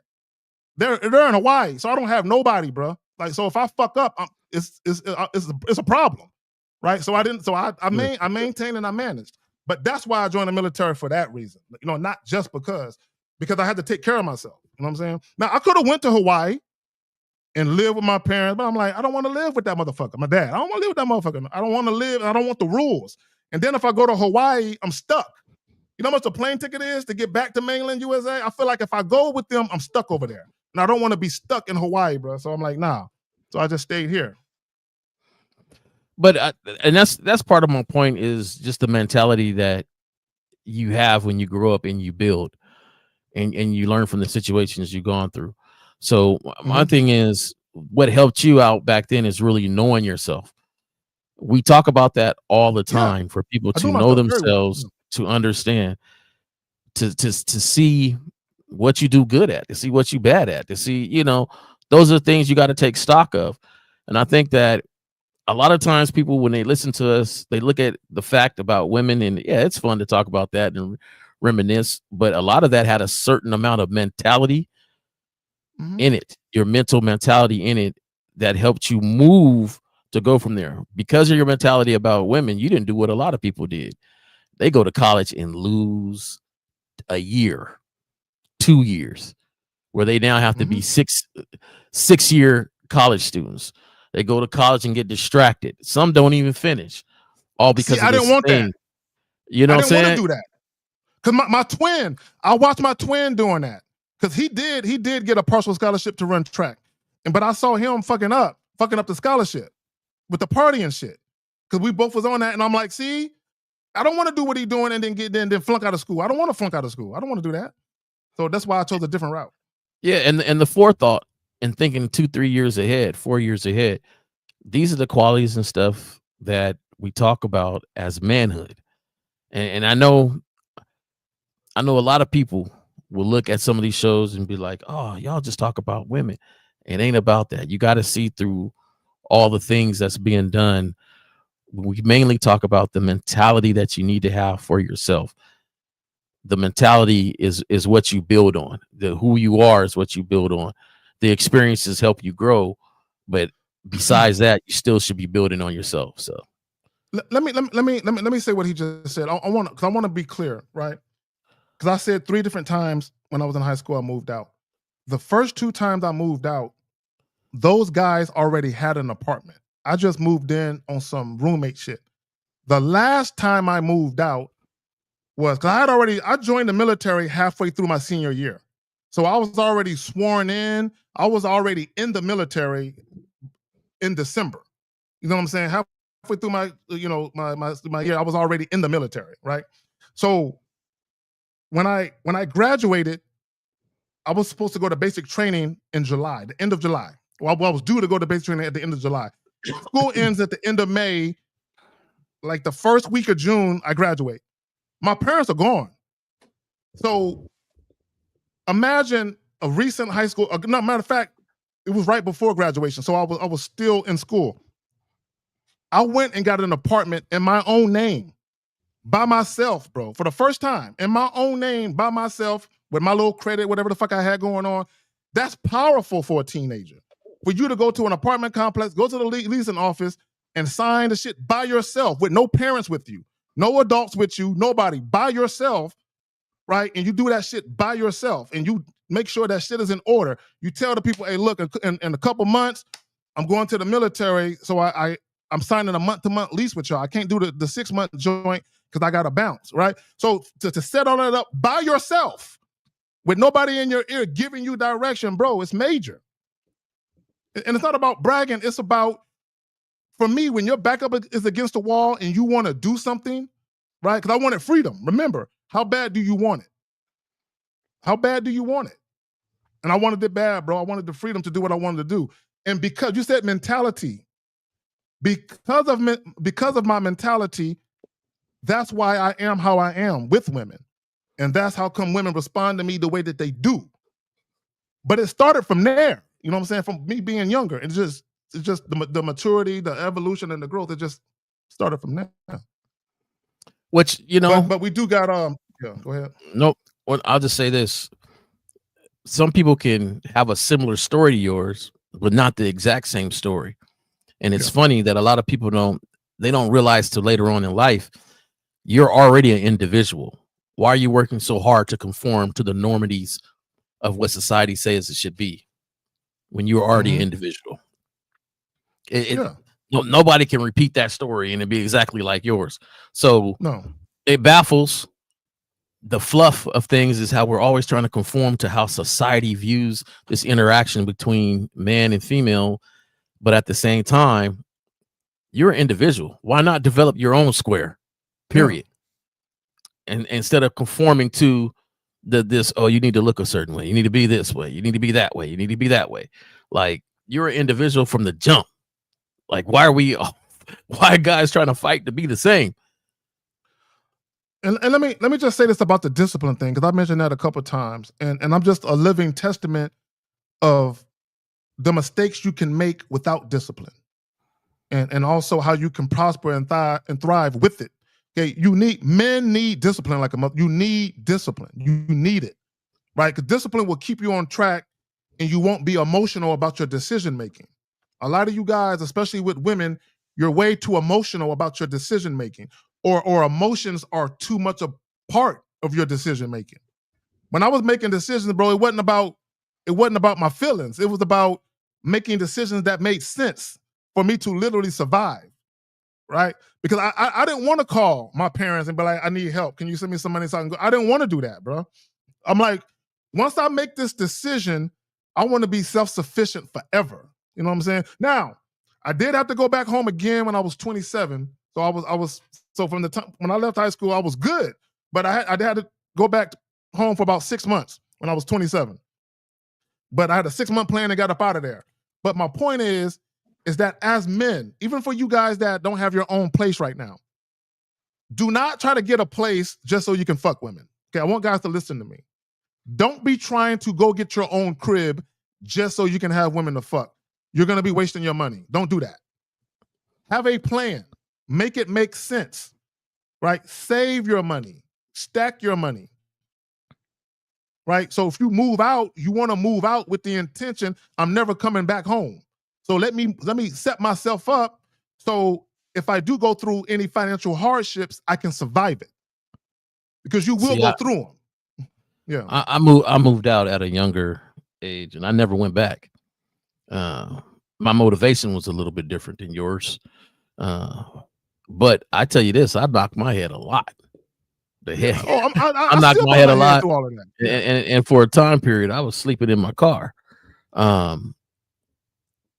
But the experiences that you have, if you don't learn from them, and I know I keep stressing it out, but the thing is, a lot of you guys will not count your experience and grow from it, but you would count it as an add-on to some of what other people say negatively. See, you have a bad experience with an interaction with somebody, and you add it to one of these what are the colors and stuff like that. You know, my mind went blank. The pill thing. Yeah. Red so pill, you have pill, you have a bad experience with a lady, but you won't add it to your experience to learn from. You'll add it to the red pill on why they right for the way they think, but you're not learning from your own experience to be better. I don't understand that. Like, we all go through stuff. We all been through stuff. High school life, good and Jay bad. Roman, real quick, fam. I don't mean to cut you off, but we have a bunch of questions and it's almost one. All right, so I want to kind of run through them. All right. All right. So for all you guys that ask, let me make this last point real quick. You have your experiences, good and bad. When you actually take and learn from them, you can put that experience to bed, so it no longer affects you going further. A lot of stuff that happened to individuals that weren't the greatest, and sometimes there's some bad stuff. But if you learn from that experience and put it to bed, it won't let you you won't be affected by that negatively continuously, because you learn and you move differently coming up. So anyway, go ahead. There you go. All right. So the first question, and we're just going to try to rush through them as quick as we can. Zag, I've heard you say in the past that timing is important when getting sexual with a woman. Can you get into an example of poor timing versus good timing? Timing is just all about when you very first meet a woman. And I tell you guys all the time, as you're walking up to a woman, especially if she knows you're about to approach her, she's already assessing you right now. She's analyzing you right now. So when I say it's all about timing, number one, you want to introduce yourself, but you don't want to spend a lot of time or any time really talking about meaningless banter, right? But also when we talk about timing, when you're introducing yourself to women, you need to be paying attention to how receptive they are about you even being there. How receptive? Does she seem excited by your presence, or she's kind of like, read the room, read the situation. So when we talk about timing, if you haven't assessed the situation, if you haven't properly read the room, you might say some sexual shit, and it's too soon in a sense that you haven't properly read the situation. And a lot of that comes from you guys being nervous and you rush through the conversation and you end up talking at women, right? Instead of actually giving women a chance to respond to your presence. Yeah, you got it, Jay Roman. I'll be right back. I think a fluff part of this question, since I'm gonna keep it to the title, dating fluff versus reality. Sometimes the timing is off, but you account it as a bad experience. Things happen, and I believe that a lot of times, women go through life just as much as men. Stuff happens. Sometimes they ain't in the mood for everything you trying to say. And that's just what it is. Nothing to take it to heart. But when we take those things to heart, all of a sudden, now you equate it to having this bad experience. For me, it's like, oh, all right, cool. Whatever. I'm moving on, because nobody's going to make me have a bad day about anything. The only person that controls that is you. So, when it comes to timing and the importance and getting sexual with a woman and things like that, you got to understand that right now, if it ain't happening, it ain't happening. But it's nothing is permanent on this earth. So to me, you got to observe and be self-aware of what's going on, and at the same time, not really care when things don't work out. There you have it. Okay, so let's jump to the next joint. So he says, how does a man with sex appeal make women feel comfortable right away versus a man who thinks he needs to build rapport? See, if you had sex appeal, you wouldn't ask this question. Yeah, if you had sex appeal, you wouldn't ask this question. So this is what guys got to understand. When in the beginning, and Jay Roman, I don't think you heard this part, because this is the beginning of the live stream. Okay. I halfway kind of was telling a story, but I didn't tell the whole story. And I was talking about how there were two separate women, Jay Roman. One I met when I was 18, and another I met when I was 20. Both of these women I had sex with right away.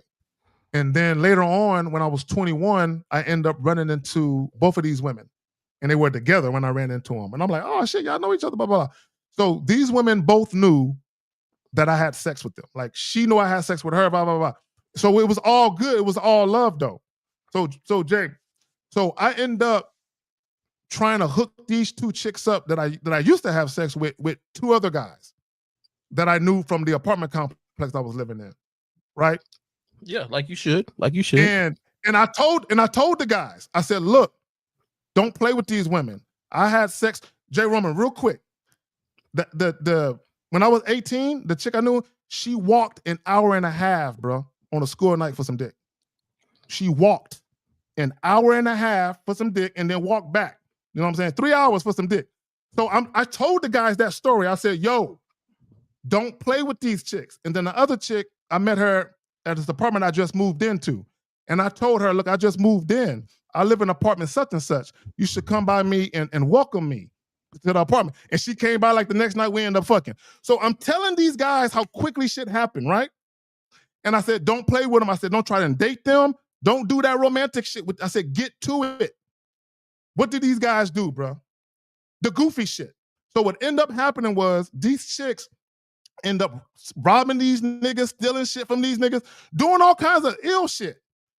I never saw any of that from these women. I'm like, they did what to y'all? No, not them. God like, damn. Them, the chicks that I was fucking crazy and that was all about me, they did that to y'all. So I called the chicks up and I'm like, why y'all do them like that? I'm like, these guys are cool. They live in my apartment complex. Why y'all do them dirty like that? They said, Kerry, they're not you. They're not you. And the point I want to make with that is how you act, how you present yourself to women tells them a story about you. And it gives them the blueprint for how to treat you. So when you come across, and here's the thing right here, and I'm going to say this, and I've been saying this. Once you introduce non-sexual activity into a situation with women, it changes the dynamic completely. The power dynamic changes. Once a woman knows she can get access to you non-sexually, why she gotta fuck you for? Why? And if she does fuck you, guess what she's still gonna do?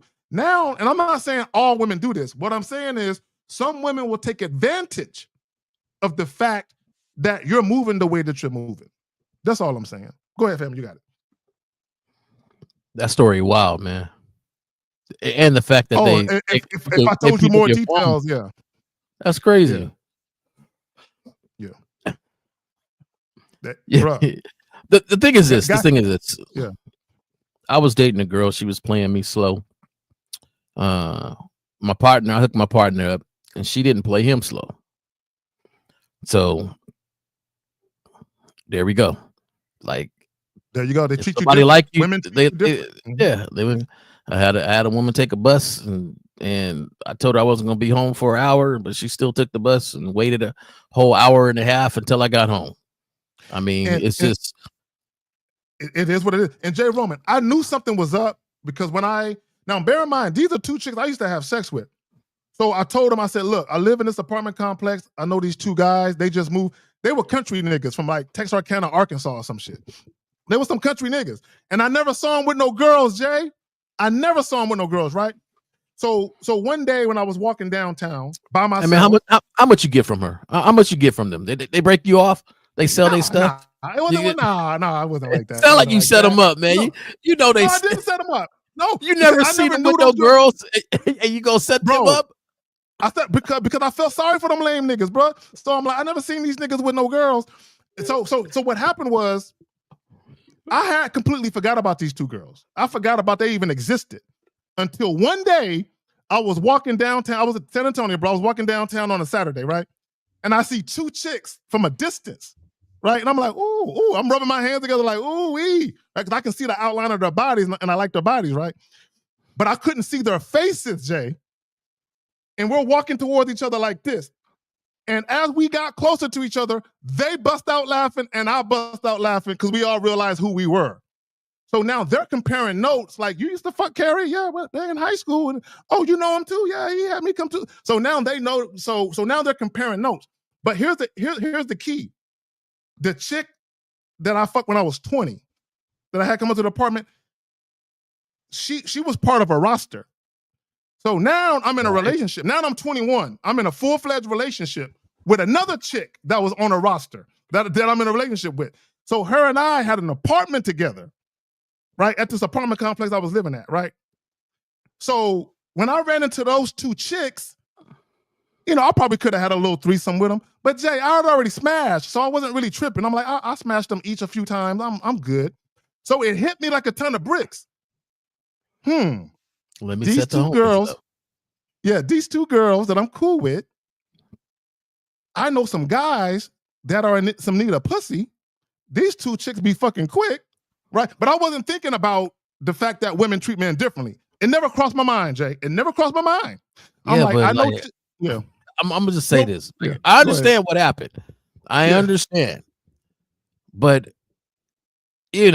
I understand these guys weren't really friends. They were just acquaintances that you seen. Of mine. Or maybe when you was outside, you all had a quick conversation. I hung with them. I hung with them a little bit. I took them around San Antonio. Okay, that makes it worse. Okay, and the reason why it makes it worse is they're not in the fast lane, but these girls are. And I don't mean fast lane by just being fast. I mean like fast lane, like experience and things like that. Like you don't. I have a friend that he barely gets any. And so we don't set him up with the type of women that I would talk to. You set him up with the type of women that he should talk to. Jay, these weren't the type of women that they weren't the type of women your boys. I learned my lesson that because there's guys that move like me, where if I would have hooked them up with those girls, they would have been fucking too. Right? Yeah. So I hooked them up with the wrong guys, right? So my point is I knew something was up. Because I had them meet me at the guy's apartments. And the girls knew. The girls knew he got a girlfriend now. He lived in an apartment, but I didn't tell him where I live. They didn't want him showing up. But I'm in the apartment complex making the introduction. The girls are paying attention to me. They are around me. And I had to leave because I'm like, they're ignoring the guys. They're literally giving me all the attention. So I said, ladies, hey, look, y'all go ahead and do y'all thing. I'm out. They're grabbing me, trying to pull me back. No, stay. And I'm like, look, just kick it with the homies. Y'all get to know each other. I'm out. So I left, and then a couple of days later, I hit the guys up, and I'm like, what's up? What happened? Oh, man, those chicks did this. They did this. They did that. You know why? because they try to take them out to eat. And I said, don't do that. I said, don't do it. And they did it anyway. And then all that shit started happening. Yeah, that whole thing was your bad. That was I fucked up. You misread the whole. But yeah, everybody gets treated different. There was times. See, this is why me and my boys, we never got really jealous of each other, right? We never, like, I know some guys be like, man, I was talking to her for 3 weeks and woody whoop. We don't do that. There's times when it's like, hey, I got this woman here that she seems more like your speed, like, you know, somebody you could be cool with. And I never forget me in 1950. We've we've had a lot of different people, and sometimes he'll say, hey man, I got this one. She ain't really my style, man. You know, she cool, but she ain't really my style. And I'm like, all right, cool. Well, there was this one girl I was messing with, and my cousin comes to me. He goes, hey man, last time we was over at the little thing, I thought she was looking at me, kind of giving me some play. I said, okay, well, cool. This is what we're going to do. I said, if you see her again, start chatting it up, right? Start chatting it up and go from there. So he says, all right, cool. We was at this party. He was chatting her up. I look at the corner. I said, okay, yeah. Okay. So she is sitting there, because I believe in this. If you really with me, I don't have to say nothing. You gonna say something, because you're gonna say, hey, nah. I'm a Jay Roman. You know, no. Also, but you're entertaining the chat. Now it solves two different things for me. Number one, you ain't really into me if you're entertaining this chat, and I like to know that. So here we go. Even though we've done things, like it wasn't like we didn't smack or nothing like that. Like we've been done things. You know, she done cooked me the food and everything like that. But you're allowing this to happen. I said, all right, cool. So I call her up. I call her up on speakerphone. I say, hey, sounds like, you know, I seen you. You was down the hallway. You know, you seemed like you was talking to my cousin. She's like, oh, well, how come you didn't come over there and say? I said, no. Don't get me wrong. I'm not mad. See, I know you like me, but it might be like 85%. You might like him 95%. How am I going to get in the way of what you like? Right? And she's like, well, I said, look, this is what I'm gonna do. I said, I'm gonna give him your number. Okay. And she was like, what? I said, no. Don't get it twisted now. I'm gonna give you his number, and I'm gonna give him your number, and y'all can talk. If things is cool, what it is, and hey, that's cool. So of course, you know, my cousin calls her. Hilarious Scary Perry. Go ahead. So of course, my cousin calls her up, and you know, they have their little interaction and stuff, and but that happened back and forth for us for years. We've never gotten jealous. We never, even with my whole group of homies that we hang out with, you know, it's like, yo, why are we getting jealous over something that would happen inevitably anyway? It might not have been my cousin. It could have been somebody else. If you're not really down for me, you're not really down for me. So I'm gonna go ahead and pass it along. But I will tell you this: we pass responsibly. If you can't, if it's past your speed, I like that. You can't hook it up, man. I like that. And that's some real shit when it comes to females. There are some females that guys should not be dealing with, not because she's too attractive for you or because she's you know, out of your lane and all that, but because, to your point, because of the way that she moves, she's too experienced for you. She'll run circles around you. And a lot of guys, a lot of inexperienced guys run into experienced women, and you can't hang with those women. They will run circles around you. They will fuck y'all shit up. And see, guys think because they look cute to a woman or because they got a little bit of money that they can influence the situation. No, once you start talking and based on your behaviors, women know exactly what kind of man you are or what kind of man you're not, and they will treat you accordingly. So Unique says, and I want to address it because he says, I remember the story you said about your daughter when her then boyfriend went to university and he was smashing other chicks. No. So my daughter was in college. he was in the military. Okay, so this is when she was getting her bachelor's degree. She was graduating from college, rather. She was graduating and she was going on to get her doctorate in Dallas, right? But she was here in San Antonio. Her boyfriend, who was in the military, was stationed here in San Antonio. But as she was graduating, she knew she was going to be leaving San Antonio to go to Dallas to pursue her doctorate, right? And he got orders to go to another state.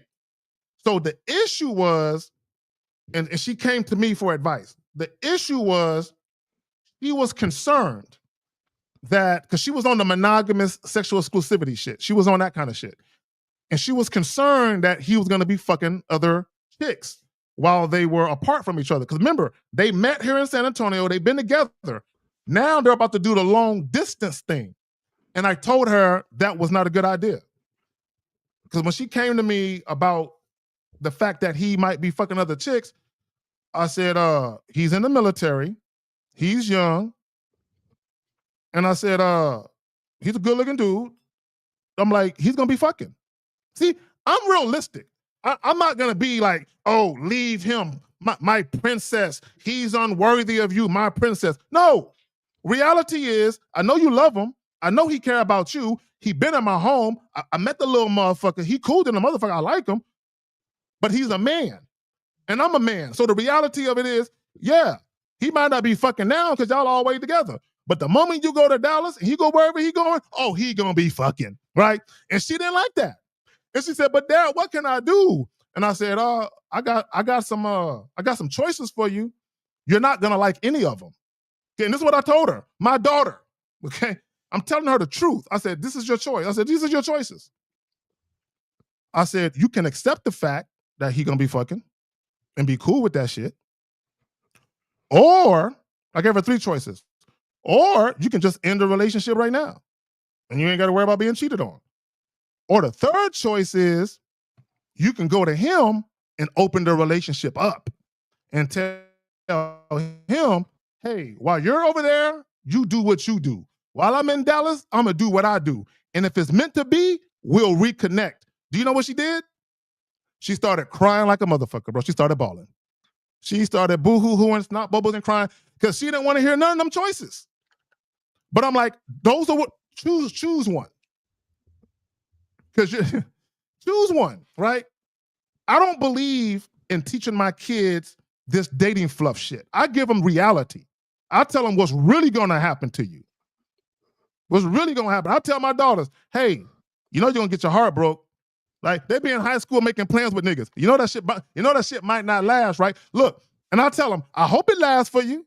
I wish you well, but chances are it ain't gonna work. You know what I'm saying?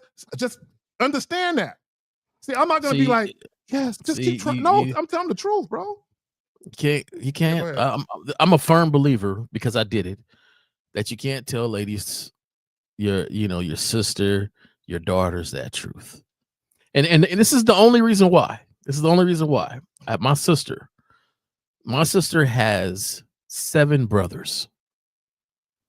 So she know guys.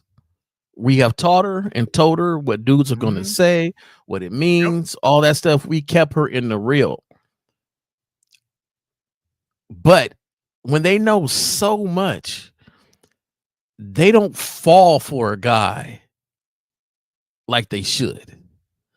You know what I'm saying? Like, they don't fall for the things he say and do, and because some of it is that they have to really feel that fall for it, and they don't do it because in the back of their mind they like, man, my brother done said this line before.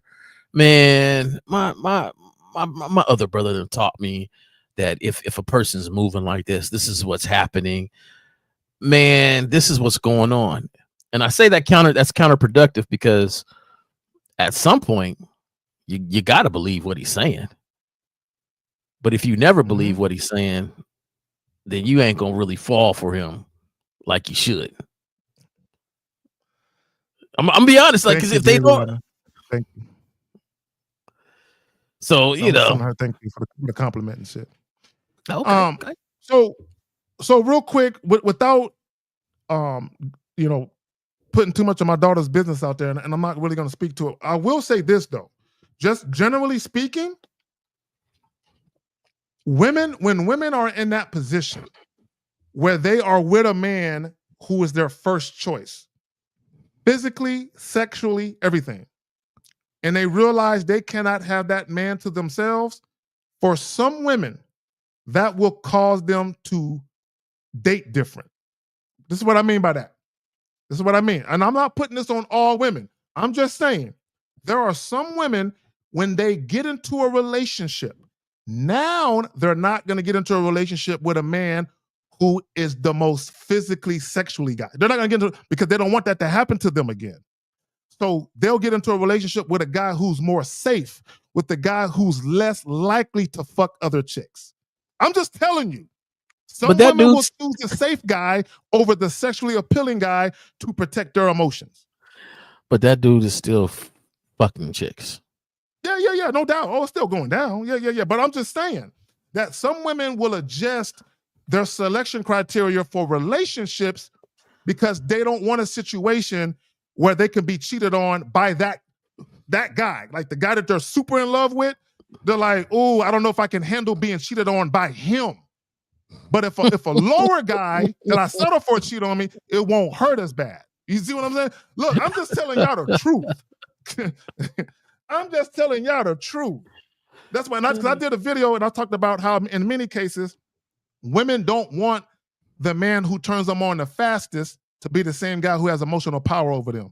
Because women will lose control, and they don't want to lose control, bro. They don't want to lose emotional control. They want some semblance of control, which is why they'll choose a guy who's safe to date. Right? He doesn't come across like a player. He doesn't come across like he can fuck chicks like that at the drop of a dime. He don't come across like he can meet a woman that look better than me and leave me. Right? Women think about that shit. Yo, bro. I know. Women do think. It must be crushing when that dude do the same thing though. It gotta, like, yeah, it gotta be crushing though. It gotta be crushing. Yo, it gotta be crushing.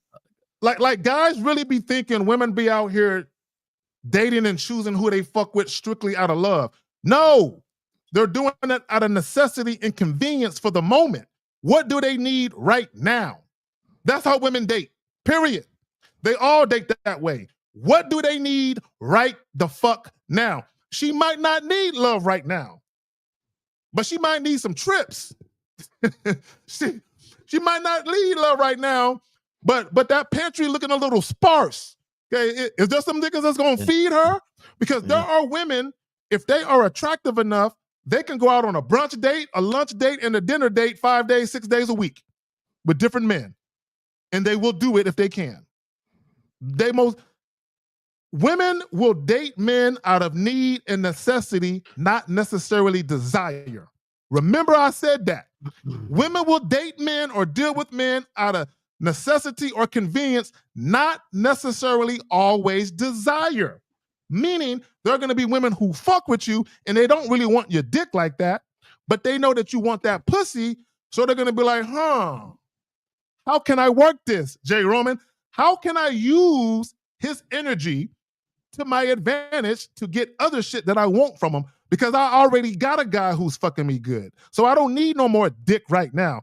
And as much as women love dick, Jay Roman, single women know, Juliana, you know, if they can find one guy, just one, who can fuck them good on a regular basis, they will date every other guy and not fuck them while they look for a boyfriend. Every other guy they'll be hunting for the boyfriend while that guy is fucking the shit out of them. Because they got their dick. They got their sexual needs, wants, and desires taken care of. And I'm going to pass it to you, Jay Roman, and etch this shit in stone. Women will always make sure their sexual needs, wants, and desires are always covered. They're not going to go without it if they can help. They're going to make sure that's always covered. Even if it's casual encounters. If that's all they can get to make sure it's covered, they might take it, even if it's reluctantly, but they'll take it because they want great sex. They need women want that. And when I say need it, I don't need it like they're gonna die if they don't, but women might feel like they need it to function. I just need a man who can tune me up every now and again, get my mind right, get my body feeling right, so I can go out in the world and do what I do. Well, that's because that's why they got way more toys than we got. Yes, that's They want that. Hey, they want that feeling. That feeling. Now, right there, tucks them in. That don't prove to you how sexual women is. What else? You remember when we was young, our parents had Tupperware parties. Now they got sex toy parties. Bro, you know how many women I used to work with that would throw sex parties? Women, all the women that I've dated and been in relationships with, they've all been to sex parties where they sell dildos and lingerie and all of that shit. Hey man, That's big for women, bro. We had a friend, a crew friend, that would have those parties and then have us come through afterwards. See those parties. So hey, I'm having one of those parties. If y'all get here about 11 o'clock, all right, me and the crew will be there. We'll be there. Sexual gratification, being sexually fulfilled, is important to women. Now, you're gonna have some women say, if I had my way, I would rather be sexually fulfilled in a loving relationship. That's what they're gonna say, J. Roman. If I had it my way, I would rather be sexually fulfilled by one man in a loving, monogamous relationship. That's what they're gonna say publicly. But privately, they're like, I'm going to be sexually fulfilled however I got to do it. If that means casual, if that means people, they are a side piece, that too. Go ahead, fam. A lot of, I'm just be honest with this, a lot of guys in relationships, because the way they doubted on their woman, and she doesn't feel like she can really say those fantasies and things that she wants to have fulfilled. And, she would rather do that with somebody else than this husband, because she don't want that husband to look at her in a certain way. And I think if that's the case, you haven't really done your job. You talk about making somebody comfortable. If you're in a relationship, she should be able to be comfortable with telling you all her desires and what she may want. Yeah. So, and let me jump to this question, because we definitely in overtime. So he says, okay, I already did this, right? Yeah, I already did this. Yeah. Let's go to the next one. I'm bugging like a motherfucker. Next cue. Hold on real quick. Okay, right here. Here's the next one right here. So he says, in your video yesterday, you spoke on having emotional power over women. For clarification purposes, can you expand more on that topic? It's not about having emotional power over women. It's not necessarily about that, because any power you have over a woman, she's allowing you to have it. Okay, I need you guys to understand. Let me be clear. Let me put it another way. Any perceived power you have over a woman, she's allowing you to have it. Okay, so it's not like it's against her will, where you said some magical shit and she's in a trance.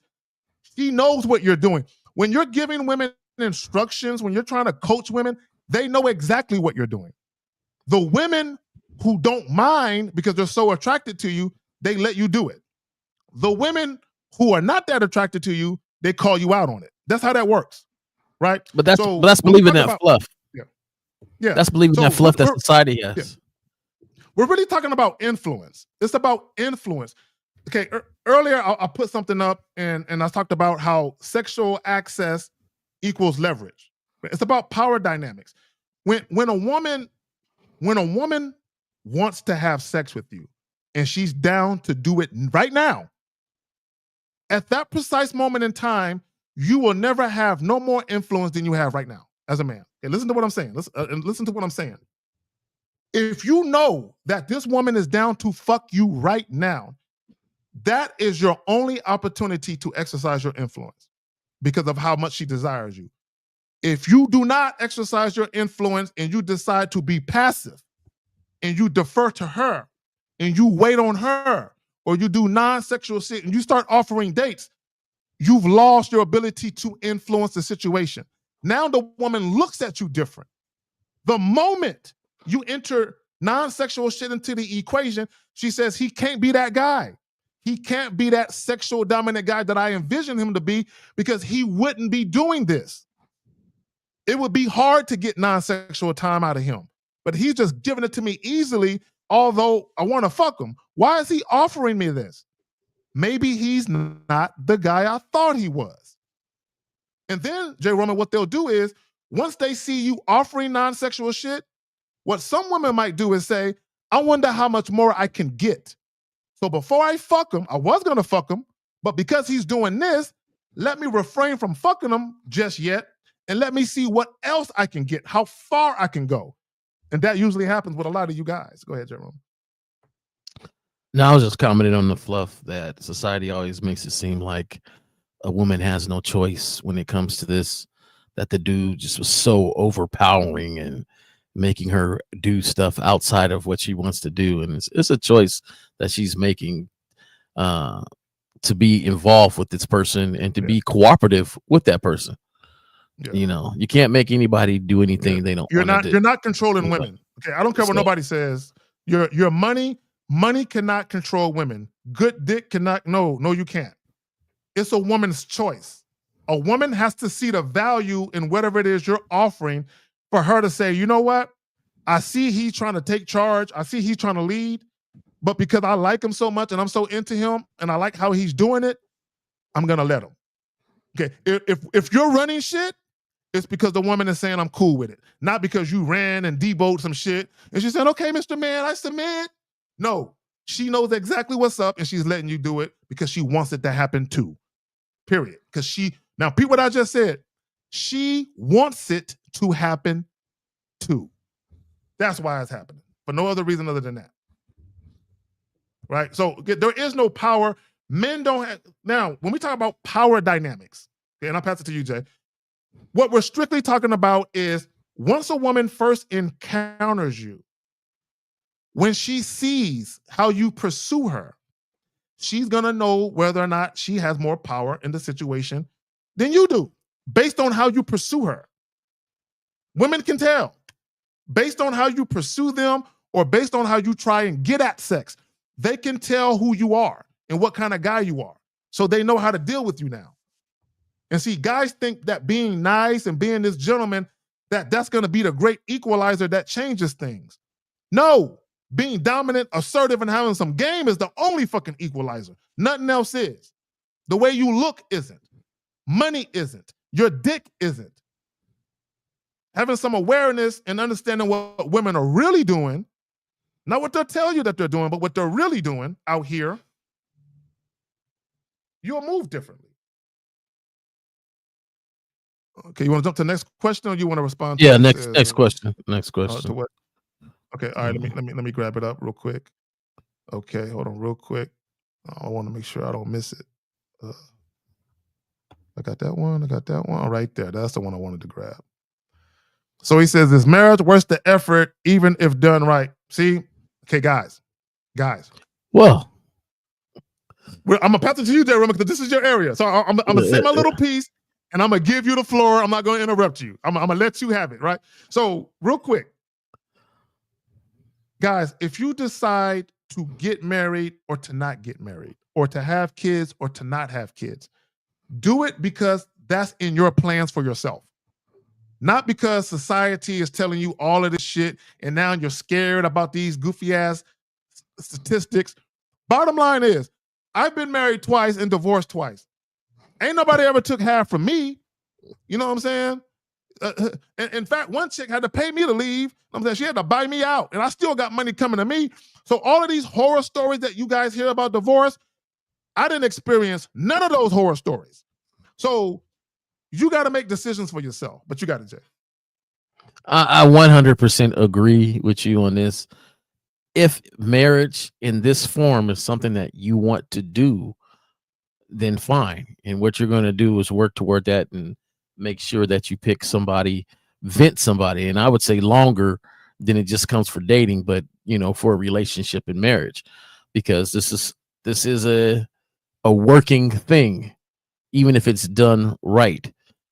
To me, having a life lived the way you want to live it is the most important thing, right? Now, with all things that we do, everything comes with costs and consequences and things like that. So nobody likes anything in any situation when things are going bad or things are happening. You can make, it ain't worth it. It ain't worth this. It ain't worth that. But at the same time, there's always things that are worth it. I personally believe in a structure of raising children with parents there together. There's so much status on that when the father is there, or just being in a relationship for your kids, for that legacy. Honestly, if you don't plan on having any legacy, I don't even see the need to get married. Even though I'm for whatever you want to do in life, as far as if you want to be married or not be married, that's up to you. But at the same time, you say, is it worth it? Even if it's right, even if it's done right, that's up to you and how you are doing whatever arrangement you are having. I know a polygamy is a big thing that's coming back up now, where people, you have this commitment with 2 different people or 3 different people or 4 different people. If that's what you want, then you will represent yourself in that way and work toward that. The only thing anything can be really done right is if you represent yourself in that way on what you want to do and how you want to do it, and you present that to the world honestly. And I think that's where you get the best results from. A lot of times, this is what happens when it comes to marriage. You met, however you met, you were attracted to each other, and you started fucking, and you forgot the vetting process for anything. You forgot the vetting process, and now you're with this woman that got pregnant. And maybe some of you guys are just like, oh, let's get married, or I know that's the right thing. We got kids, we got legacy. But there are so many different steps. So a lot of times when I talk to dudes, when it comes to marriage or the marriage ending or anything like that, the honest ones can trace back to the mistakes that they made in that relationship. And I say this because when you come to saying worth it, when you say worth it, that is an individual thought line compared to how you believe your relationships should go. And I think that the best thing anyone can do is be open and honest about what they're trying to do, present that to the world. And if you're going to be married, you need to vet that woman, not just for you, but for the legacy that you might bring into the world. But right there. I can't let you gloss over that. You said not only for the woman, but for the legacy. Not only are you vetting the woman for yourself, but you're vetting her as what a mother she could be for your offspring. Most guys don't do that. They think because a woman is a good girlfriend, that automatically translate in her being a good co-parent and or a good mother. And the fuck it don't. No, it don't. No, it doesn't. You got to vet her twice. You got to vet her twice for both things. Will she actually, because here's the thing.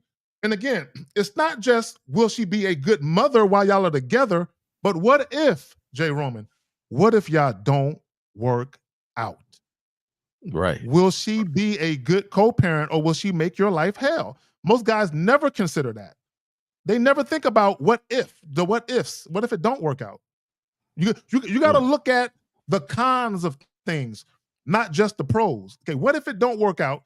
So let me not only select women based on what they're presently doing, but let me also forecast how shit could potentially be if shit don't work out. And if I think I might have a problem on my hands, I can't give this chick no baby. One of the I'm things, dating her, I can't do that. How I say it is, one of the most important things you can do for your kids is choose the right mother. Mm-hmm. And yep. That takes time. That takes time. That takes you knowing yourself and what you want. Mm-hmm. A lot of times, a lot of guys get married prior to even really knowing themselves and what they want.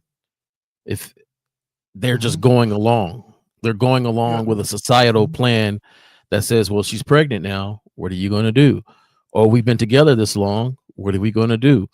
There's so many things and so many times that if you really look back at any relationships, and this is why it's important to learn from them, you realize, hey, I was sitting here a passenger in my own vehicle. I wasn't driving anything. Yeah, let me say this because I want to say this real quick for all the guys when y'all hear guys talking about women taking accountability for the men they choose to have kids with. And then you hear women say, stop blaming single moms for choosing the wrong man. He wasn't that way when I first met him. This is what women are doing. Women who make bad decisions, they're doing exactly what we tell you guys not to do. They're choosing men for themselves, but they're not choosing the right men to have kids with. They're choosing men based on how attracted they are to them and how the men make them feel. But they never think about what kind of father he'll actually be. So then what happens is once they have the baby, they realize he ain't shit. And they think, well, he changed. No. He didn't change. He was never going to be a good father. You know what I'm saying? Or at least not to your kid, right? He was never going to be a good father. You were just caught up in the way he was fucking you and the way you was feeling. But now, because you have this kid, you expect him to be a good father. The question is, did you see if he had any of those traits before you took the condom off? Did you? Right? And men are guilty of the same thing. People never check to see, will this person actually be a person I can depend on to raise these kids? Most people don't think like that. So what happens is, and this is how women fuck themselves up, they compound their mistakes. So they'll choose wrong to begin with. Then when they meet new guys, they keep looking for men for themselves. And they keep forgetting you need to find a nigga that's good with them kids. They keep looking for themselves and they keep choosing wrong because they keep looking for themselves. But then they expect men, when they say, oh, well, me and my child, or we are, a package deal. And my thing is, do you know if that man is actually in position to be a mentor to a child? Did you check that? Yeah. Most women don't, unfortunately. They just pick niggas based on what they like. Fuck what the kids like. And here's the thing. You can do that if you want, but understand that when a man comes, I'm talking about the women that got kids, but when a man come into your world and there is no balance in your life with that man, because he's on the outside like, I don't want to do with them kids, just understand who you chose though. Understand who and be cool with that. And that's the thing. How long do you think it'll take to find a woman that is good for you and potentially to be a mother for your kids? How much time do you think you should? People talk about courting back in the day, and everybody thought, well, they were courting to save her. No, she was fucking too. She was fucking a dude. Like they weren't just courting; they were courting to get to know each other, to see if they aligned with each other, to understand that, hey, this is my plan and my goal. Is this something that you could do, something that you could be a part of, something that you could thrive in, something that you understand that my direction and can excel in and stuff. So all that needs to come into play.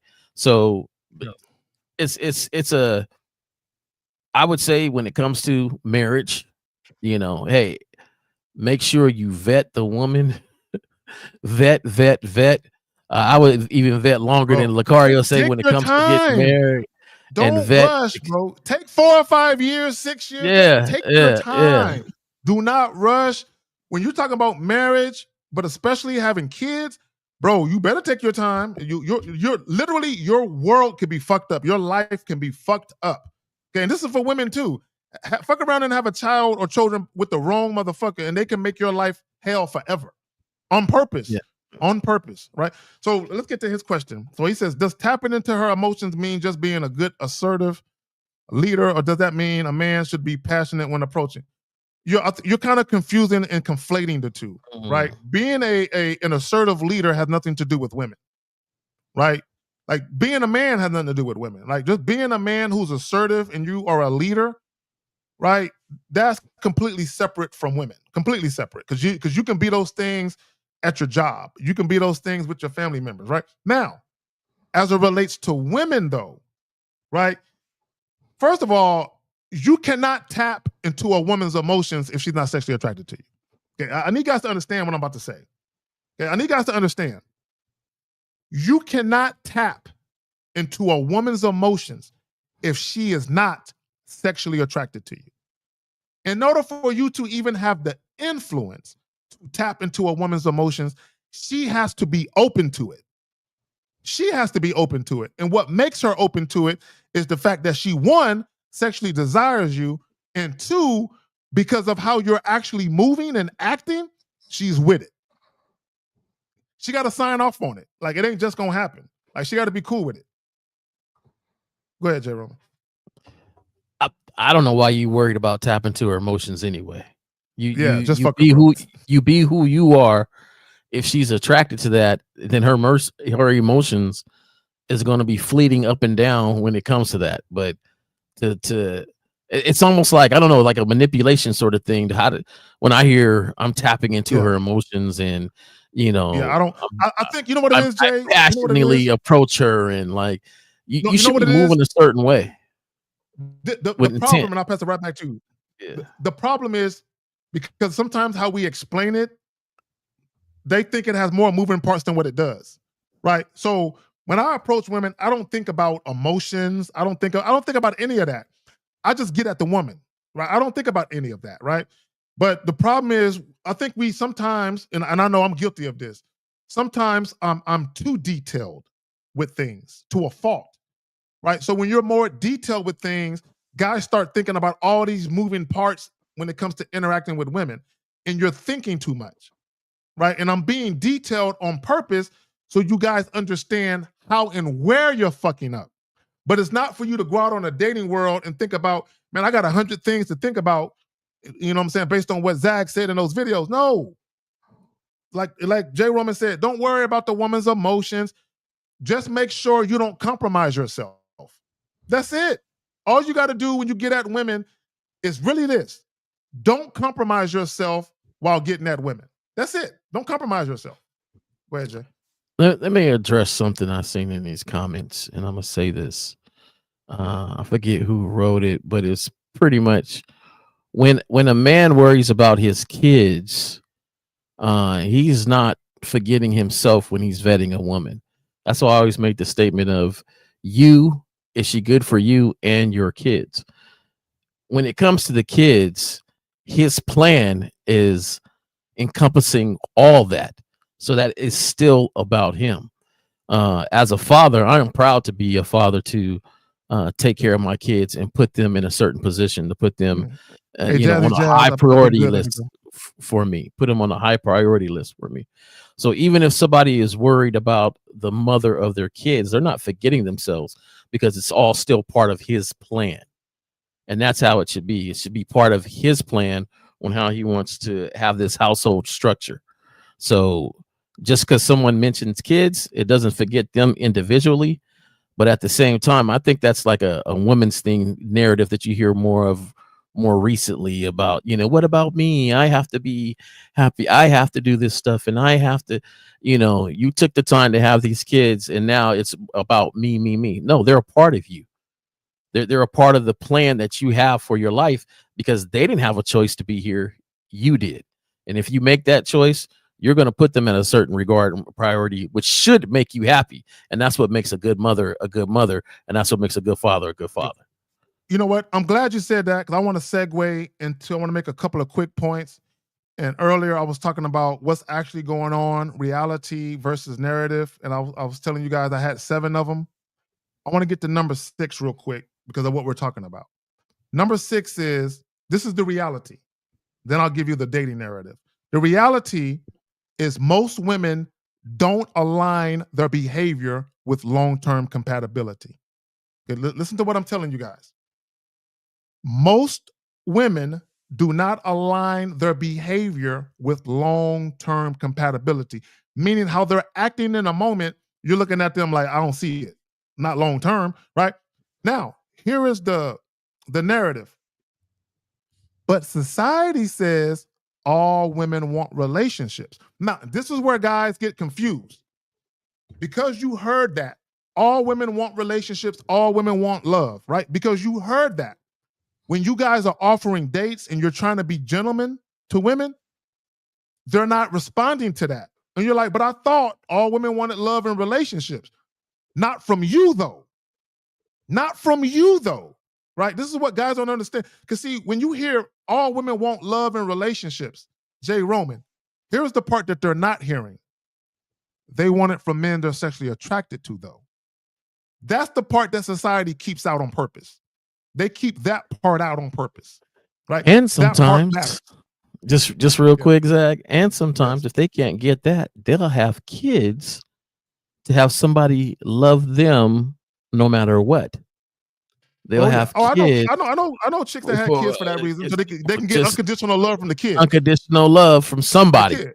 Yeah, You from know, somebody. Yeah. That's how real. I'm glad you said that. That's how important women's emotions are. Their emotions being managed and them feeling good. Women want to feel happy and good all day. They want to feel joy and happiness all day, which is impossible. But women want to feel it. So women will go through extraordinary lengths to feel it, which includes having a child, not even if they don't give a fuck about the guy. Some women will have a child, some, not all, will have a child so they can feel love.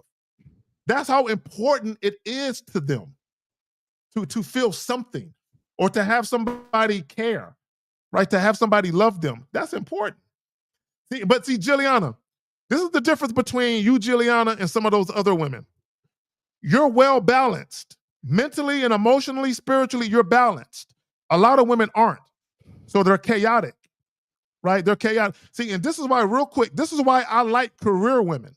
I believe Juliana, she's a lawyer, right? I like career women because career women have structure in their life, even if it's only through their job.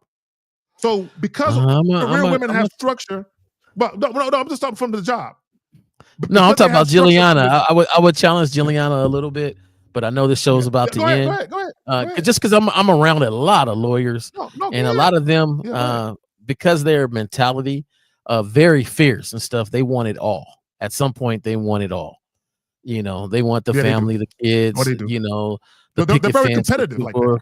Yeah, and so I would say like, hey, great knowing yourself and having a dog there and stuff like that, and if that's what satisfies you, that's cool. I can't never say that doesn't, but a lot of times we mask what we really want by these little fixes, and I'm not saying that's what you want. I'm just saying the narrative of that is that a lot of times. No, real quick, there's some validity. Real quick, there's some validity to what she's saying. I'll give you a prime example. And I hate to do this. So my ex-wife, if you're listening, don't take this personal. When we were together for we were together for over 10 years, but we were married for 10 years. Now we was living together the whole time, right?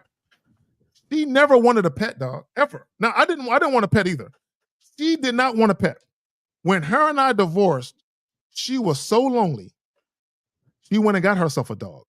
Just because you gotta remember, we had 2 kids together. So she's used to waking up to a husband and 2 kids. So now that I'm gone, she's not waking up to a man there, and I got the kids. You know what I'm saying? On the weekends, I got the kids. So now she has a lonely home with nobody in it.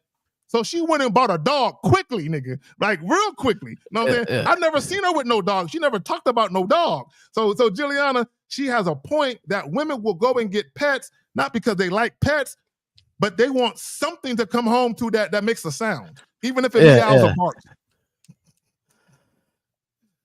Well, I cure the loneliness and shit. Always get what you want. Always get what you want, and be honest about it. And I think not for Juliana here, because I'm quite sure, like you said, more balanced than that. But I see it all the time where the worst lie we say to ourselves is the one we say to ourselves.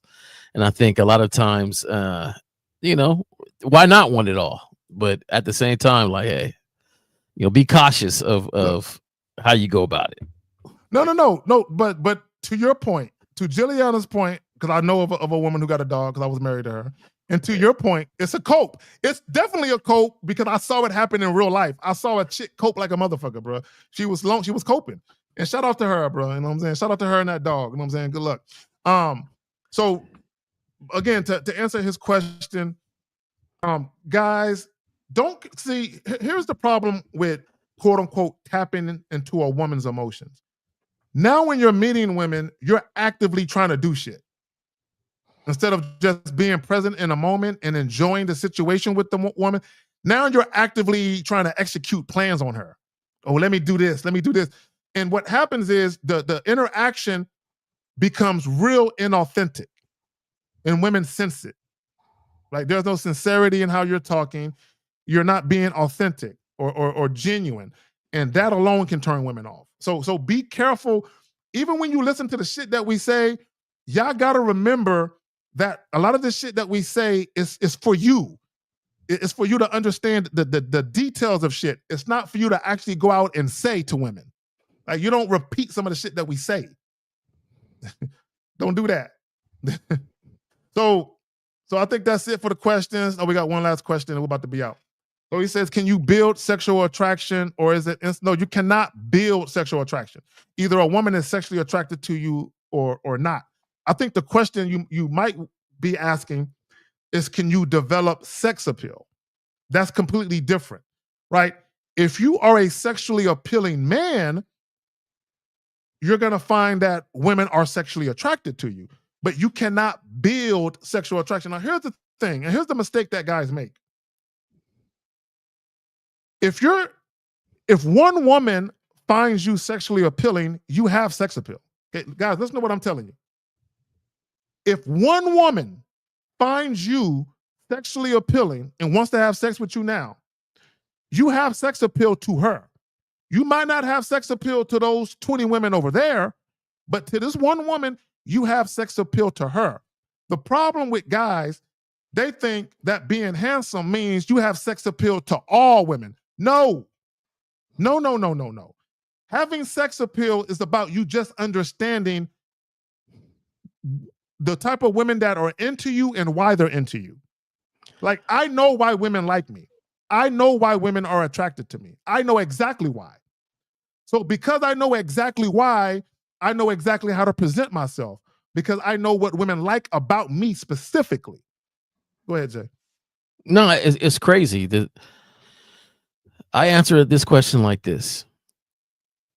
There is a type of woman that is attracted to you, and they're normally pretty much close to the same type. Yes, I know yes, which type that's of fact. woman is attracted to me. Now, it may not be what you are attracted to. That's the crazy. Like, some women are attracted. It may not be what you are attracted to.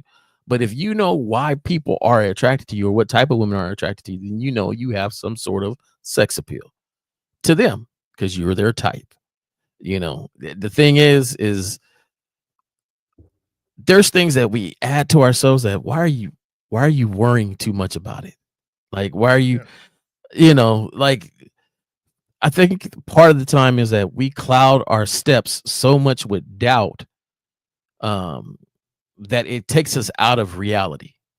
Reality says not everybody's going to be attracted to you. So what? You may not be attracted to. So what? But you will find somebody that, one, you're attracted to, and they're attracted to you. Now, the thing is, does it have to be every night you go out? Does it have to be every time you step out the door? Does it have to be everybody you talk to? Reality is, it's not. It's not. It won't be. Some people you have a great conversation with, and they're attracted to that great conversation. Yeah. And so they want to see you again to have that great conversation. Now, can that be somebody you turn out to smash? Yeah, it can. But do you really care what she's attracted to that let her smash or not? Like, or you go, hey, I got a survey. Normally you're not my type. What about me? Let me smash. What about me? Can you tell me that? That'd be too much. Go ahead, Zach. Yeah, let me say this because I just want to finish up because we've been at it a little bit longer. We're going on 3 hours and shit.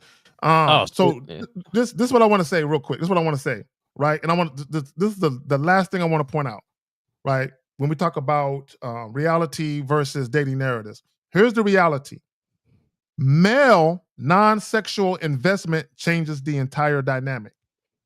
Here is the fluff that you guys hear. Give her time and attention to win her over. That's the fluff talk. Give her time. But the very thing that they tell you to give women is the very thing that's keeping you from having sex. The very thing that they tell you to give women. And women, God bless them and all their chaotic nature. The very things they say they want, in many cases, actually turn them off when they get it. And listen to what I just said. The very things that women say they want from men, in many cases, turn them off when they get it. And the reason why is because how women imagined it is not how it actually plays out when they get it from guys. And the reason why, because they're not getting what they want from the men that they want, they're getting what they want from needy men. So it looks and feels different, and they don't like it. So guys need to understand that. A lot of times when women talk, they're talking about the men they really want.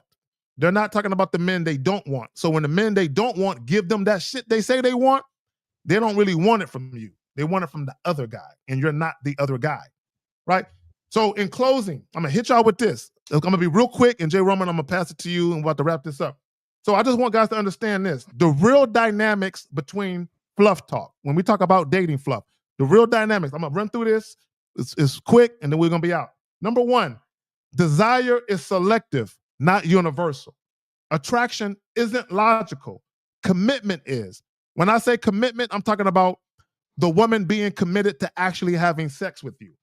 Okay, again, attraction is not logical, but her choice to actually fuck with you is a logical choice because she's making it deliberately, right? Next up is sex is deliberate. It's not natural, meaning when women say, oh, just let it happen naturally. No, sex is deliberate, and women choose the men to have sex with deliberately, right? Now, women optimize for the best option available. This is important. Women optimize for the best option available. What does that mean? Optimize means to make something as effective, efficient, or useful as possible. So when I say women optimize for the best option available, meaning when they run into the man that they like the best, they get their act together for him. They act right for him real quick because they see the opportunity and they don't want to fuck it up, and they want to be useful. So women who want to be useful, women who are optimizing, they don't want to flake on no dates. They don't want to take too long to respond to texts and calls. They don't want to do that because they realize if they do, they can lose out on the opportunity to fuck with you. So if women are taking forever to respond, a day, 2 days, shit like that, or they're trying to flake, they don't look at you as a good option. I was busy. Yeah, you're not a good option because they wouldn't do it if you were. Next up, real quick, women are judged by results, not intentions. It doesn't matter if you were trying to be sweet, thoughtful, kind, and courteous. It doesn't matter. Oh, I was trying to be a gentleman and she still shitted on me because she doesn't want your dick. That's why. Now, standards and boundaries create value. So for all you pussy hounds and you pussy begging double texting motherfuckers, you wonder why women don't respect you because you have no standards and boundaries. I've been preaching that for years. And it's a fact that standards and boundaries create value. Last up, investment must match access. Investment must match access. Meaning the access you give a woman must match her investment. Period. Jay Roman, I'm going to pass it to you. Being that we've been rocking for a minute, all I can say is real game, no theory tomorrow. Don't miss these individuals, Zag, Miles, Lucario, Steve the Dean in 1950 on there, one of the greatest shows on Sunday that you could watch. And Zag, like always, thanks for having me on here. And everybody else, let's have a good Saturday, man. I know I am. Juliana, Disney fucked women up.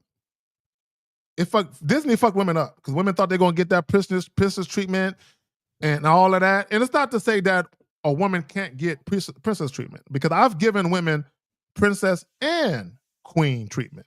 I've given women both, but they had to earn it though. But the problem is Disney got women believing that they're going to get it from all the handsome guys, that all the good looking fine men are just going to come out of the heavens and just rain attention and princess treatment upon you women. On all of them. Wake the fuck up.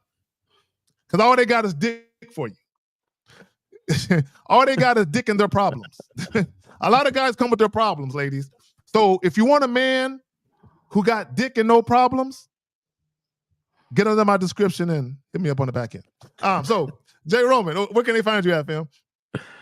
Hey, it's jromansway@gmail.com. Hit me up, send me an email. I will respond, and we'll go from there. You know, I enjoy these shows, man. Zach, this is a good one right here. I think Disney messed up a lot of men more than it. I think Disney messed up. I think Disney messed up more men than women because women has Beauty and women. the Beast. Beauty and the Beast. Fuck Yeah. I could be an ugly nigga, but as long as I'm sweet, I can get a bitch. Okay. Oh, that's not how I took. Sweetness. That's not how I took Beauty and the Beast. That's not how I took it. Yeah. But even then, see, they look at Beauty and the Beast. They don't look at that one. Even then, he was like, "Get out of here." Like he had some like he was kind of mean at first. Like he was cold to her at first. No, even in the middle, he was like, "Hey, don't bring that stuff to me." Like now when it came down, like, "Oh, you like me a little bit? All right, let me come and help you out. Let me come save you. I ain't gonna let them get on you a little bit." But no, all these rom-coms and all these other Disney movies where it's fucking people up, bro. Done this stuff, but women know. I think women been knew their desires. They've been putting this front up because men have always said that you have to be this way and be sweet. You can't tell them that you want multiples in one time. You can't tell them you want to get rammed through, and you can't tell that to them. Act this way, be this way. And then we got these movies and they sitting there. A lot of these dudes are sitting there with their sister watching these films. Oh, is that how you do it? Yeah. So, I can't put it all on the women. No, it's not just the women, bro. Like if you look at real quick, and I'm gonna be done with this. If you look at all of the complaining, and I love to talk. That's why I keep saying I'm done, but I keep talking. If you look at what's going on in the dating landscape, both men and women are fucking up.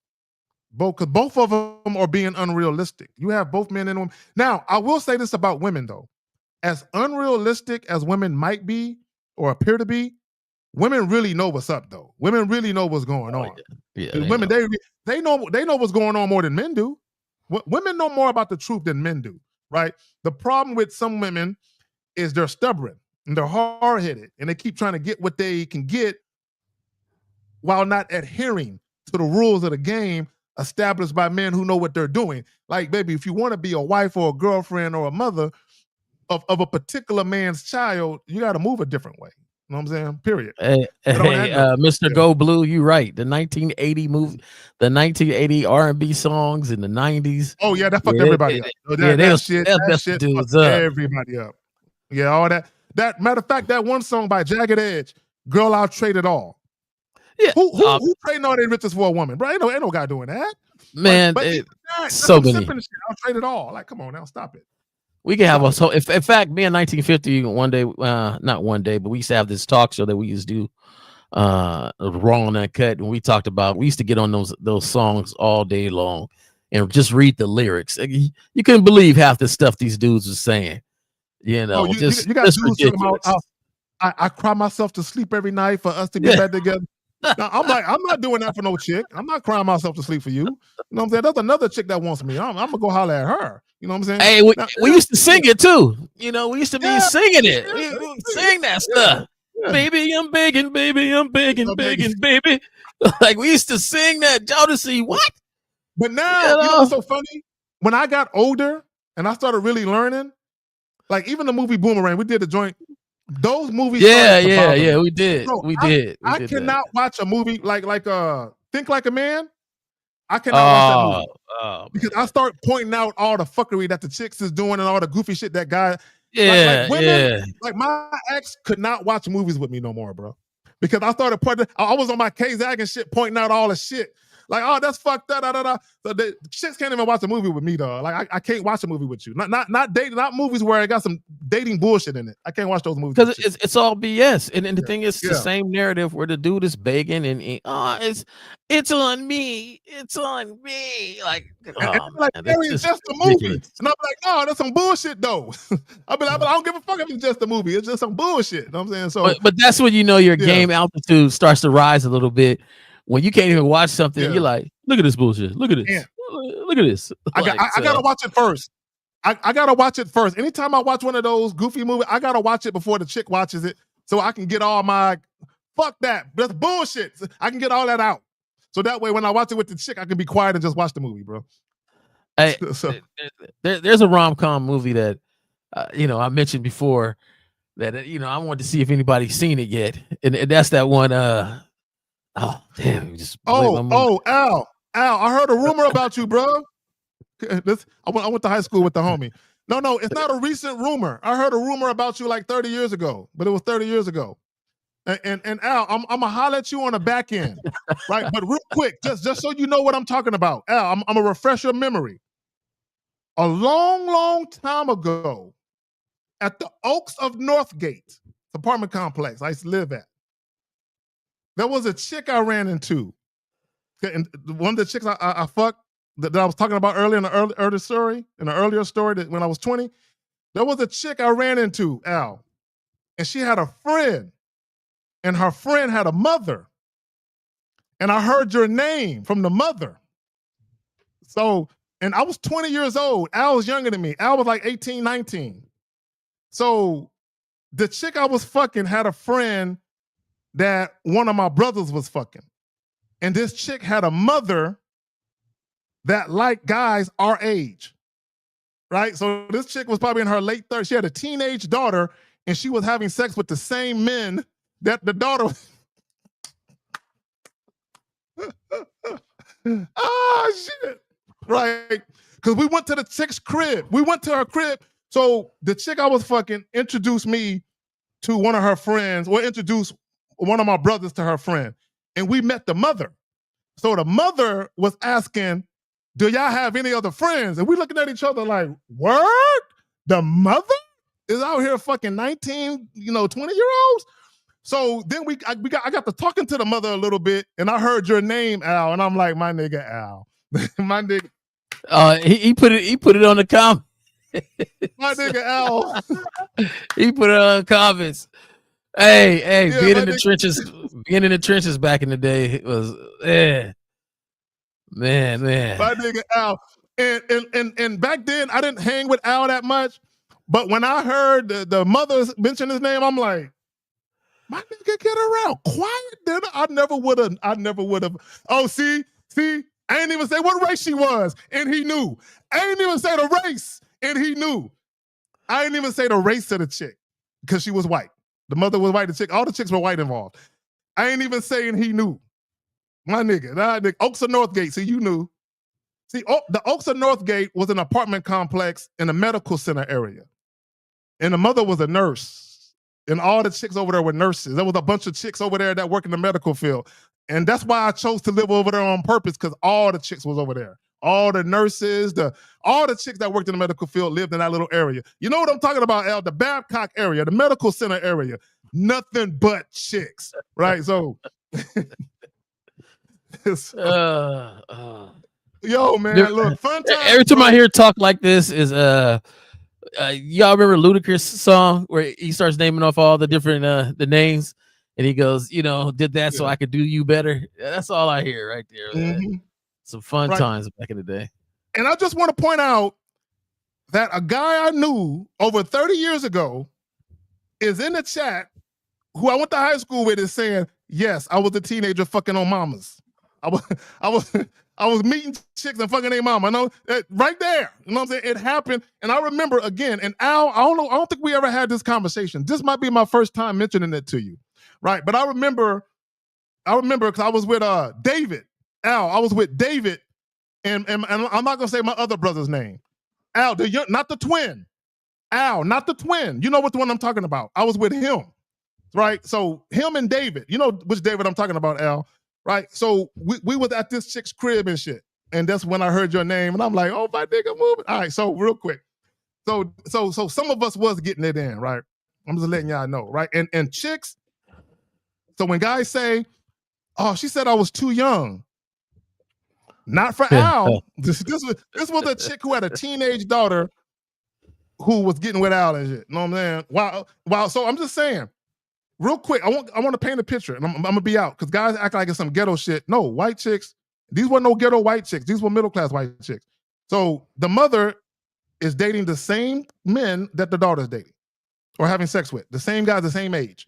You know, the mother probably like maybe 35, 36, having sex with 19-year-olds, 20-year-olds. You know what I'm saying? I'm just letting you know. When chicks want it, they want it. All that age shit, nah. Sexual attraction usurps all of that bullshit.